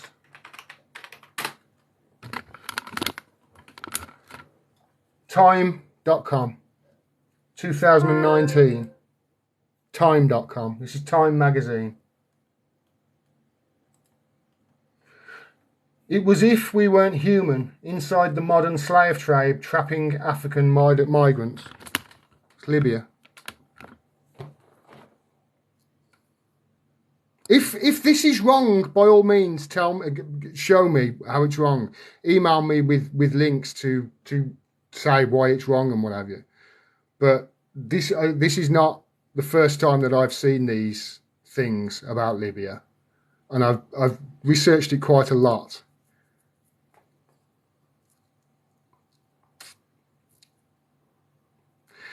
Mary BC says, misinformation, CIA is bad. We are taking them out. Really, you are? Trump will take them down. You won't. You won't. He won't. He won't. Okay? He won't. It's like in wrestling. All right?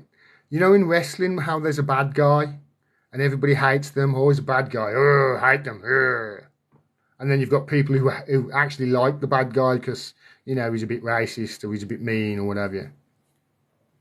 Same thing with Trump. He's a heel.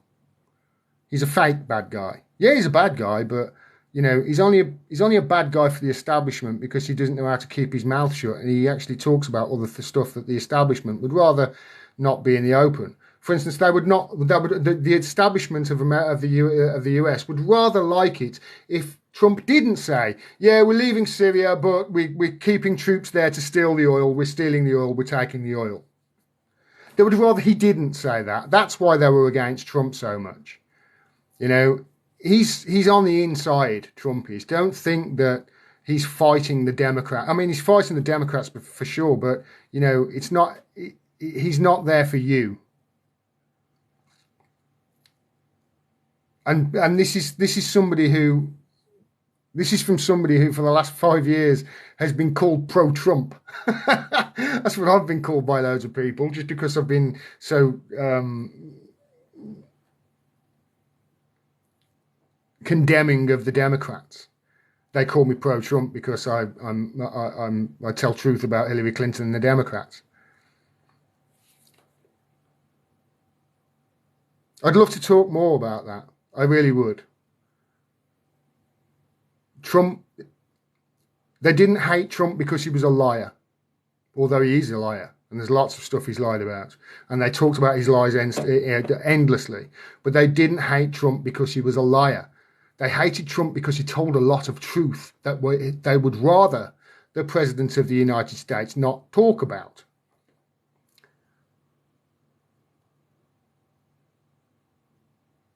Do you think we should buy gold, etc.? Personally, gold, Bitcoin, split it. Anyone told you that you look a bit like Ricky Gervais, says Joe? I get 3 people that I look like. I get Ricky Gervais, I get Rick Mail, and I get Ian Beale. Those are the 3 things that all people on TikTok, all they say to me is, you know, you look a bit like Ricky Gervais, or you look a bit like Rick Mail, you know that? Haha, missed both my legs. Or you look a bit like Ian Beale. And I got that in the last stream I did, you look like Ian Beale, to such a degree that I thought, oh no, that's terrible. They might have a point. So I've changed my hair for this one. Can you see? There is no way the US will go back to the gold standard, too much debt, says user 3130. Yeah. All fiat currencies, every fiat currency in history, every single one of them, without fail, has gone to zero. Every single one. Just want to remind people of that. I thought Russia offered a peace negotiation, but Boris stopped it at the last minute, says user 514. That is, according to reports, correct. Boris did scupper a peace deal back in April.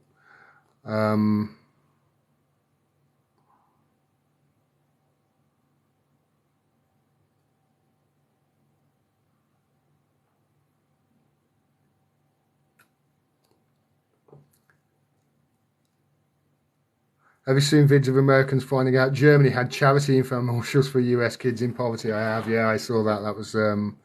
That was must have been pretty hard for them to swallow.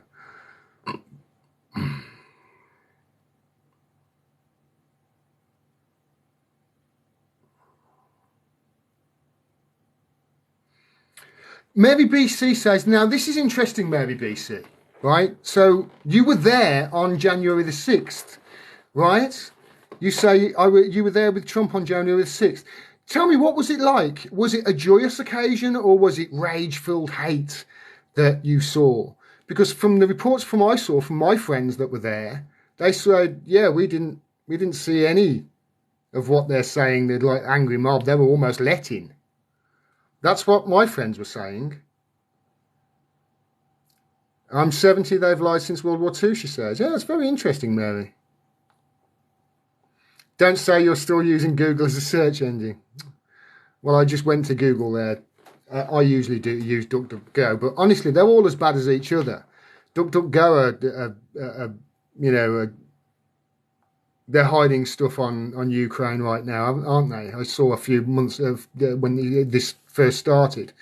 DuckDuckGo, who you're meant to be able to, it's meant to be a free speech platform, started hiding results that were negative towards Ukraine, didn't they? So I usually use DuckDuckGo. The $50,000 is true, say Solitaire Kids. See, I mean, this is somebody from Libya, they said. They said they're from Libya, then they didn't know this. So, I mean, you can imagine if the country's collapsed that much, the truth might have collapsed with it. Do you know what I mean? Do you see what I mean? That's how much NATO destroyed that country, that people living there now don't know what it was like under Gaddafi. And it was only 10 years ago. They can't remember that, yeah, there was a way that you could get $50,000 if you're a newlywed. You had to jump through hoops, but yeah, sure, you had to do it. And they had healthcare, they had a good education system. What else under Libya? Gaddafi carried out the world's largest irrigation project. The Gaddafi regime embarked on one of the modern man's edifices of development, the Great Man-Made River Project, to make water available to the whole country. As is known, Libya is a desert region, and Gaddafi's plan was to ascertain every citizen of access was the Great Man-Made River Project. Libya had no external debt and had reserves of $150 billion, most of which were frozen globally. Libya was a well-endowed state. To put this in perspective, the self-acclaimed champion of democracy and capitalism, the USA, has a debt of over 18 trillion. Probably more than that now. The price of petrol in Libya was 14 cents per litre. Having a home in Libya was considered a human right. Gaddafi's Green Book categorically stated, quote, the house is a basic need of both the individual and the family, therefore it should not be owned by others. The Green Book was Gaddafi's Bible of political philosophy and had first been published in 1975. He vowed that he would not secure a house for his own parents until every citizen had one. It's kind of a far cry to what we heard for decades about him, isn't it? Gender equality was actually a reality, according to this article. Women in Libya were free to work and dress as they liked, subject to family constraints. The dictator did not impose any particular repressive canon on women, and considering the sensitivities of the Arab community to gender roles, this was a big feat. Universal access to primary education was achieved in a relatively short space of time under Gaddafi. You get this as well with Syria a lot, don't you?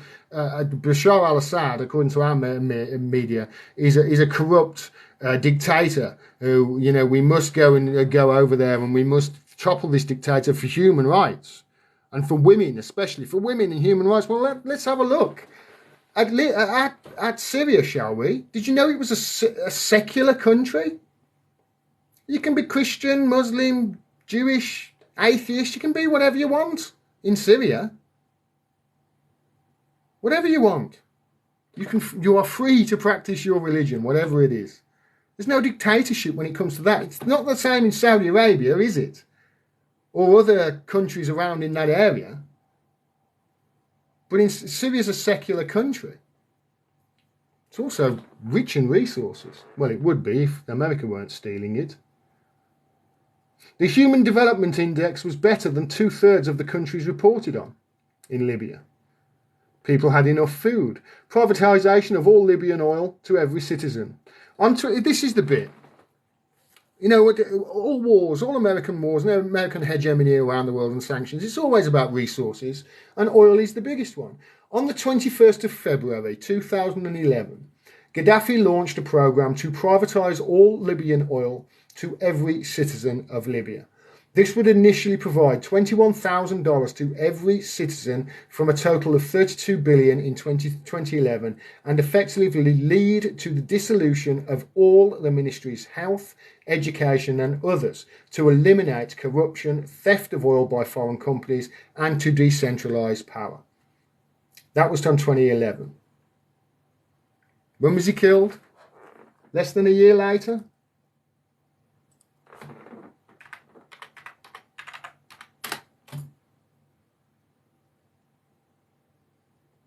No, October 2011. So that was February 2011. He said he said he was going to do that, and by the on the 20th of October, he had a bayonet where the sun doesn't shine.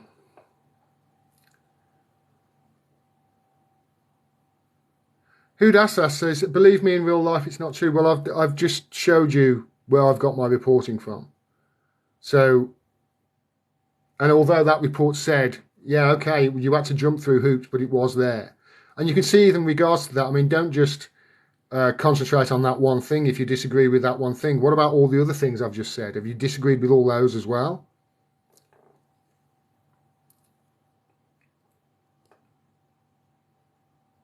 Yeah, there's YouTube videos of slave markets in Libya. This is not fake news.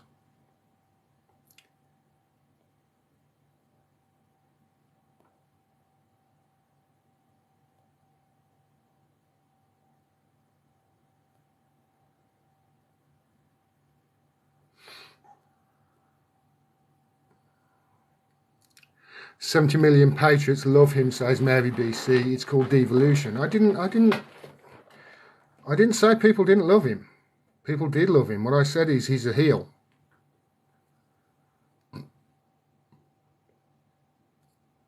Mary, let me tell you this, right? And I know that you're a Trump supporter, right? Okay, did you know this about Trump? All right. I've been saying that he's an insider. He's with them. He's a heel. It's a kind of theatre that they're playing, similar to what they're playing over here, to keep us all, to treat us like mushrooms and keep us in the dark and feed us on bullshit. But who was Attorney General under Trump? Do you know who Attorney General was under Trump? And this is what I mean about, just how ingrained it is and how deep this goes, this corruption. All right. Who was the Attorney General under Trump? Bill Barr, correct? Do you know who Bill Barr's dad was? Did you know that Bill Barr's dad gave Jeffrey Epstein his first job at a school with young girls? Did you know that? Yeah, the Attorney General under Trump Bill Barr, his dad gave Jeffrey Epstein a job as a teacher at a school, a high-paying private school as well. And then when his dad left that school, within months, Jeffrey Epstein left under a cloud of secrecy as well. This is way before all of this came out, and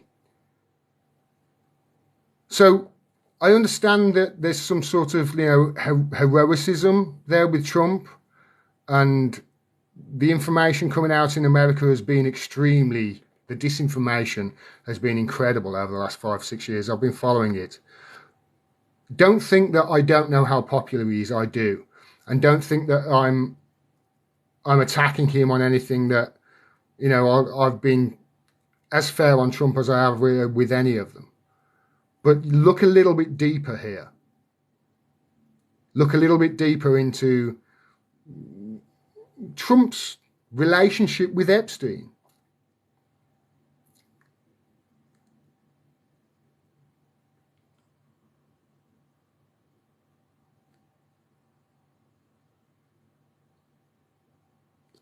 Hillary trafficked children. Hillary has hundreds of millions in her bank.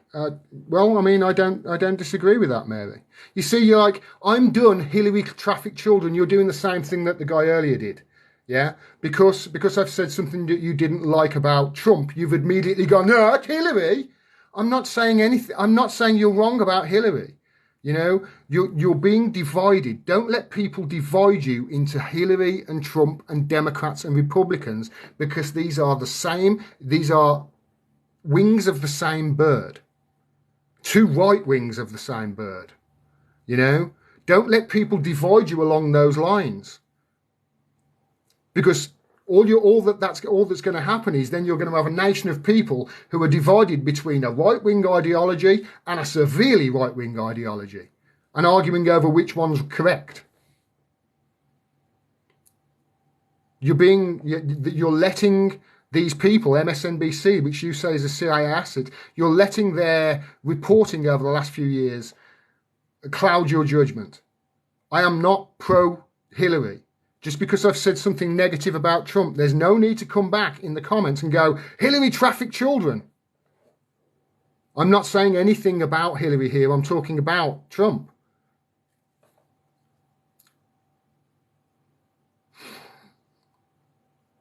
Ian Beale. I know, mate. Ian Beale.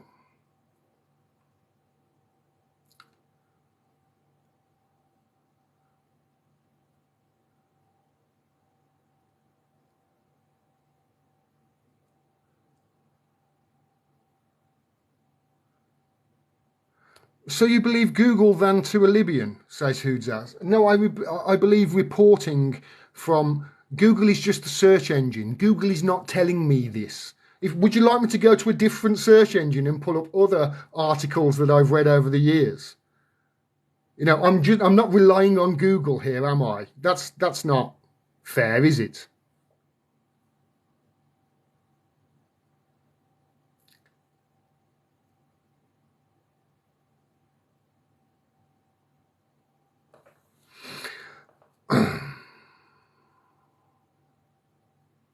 What we do? Oh, we done 2 hours. Let's come down to the bottom.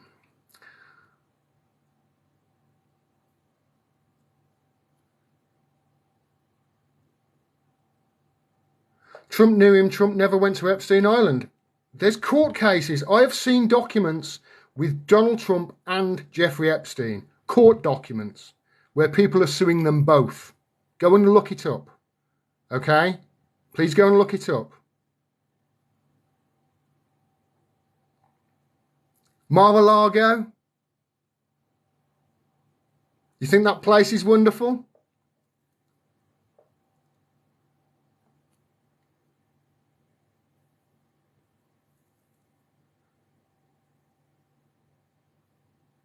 Republicans and Democrats, says user 3130, when either party controls Congress, they just overspend creating debt.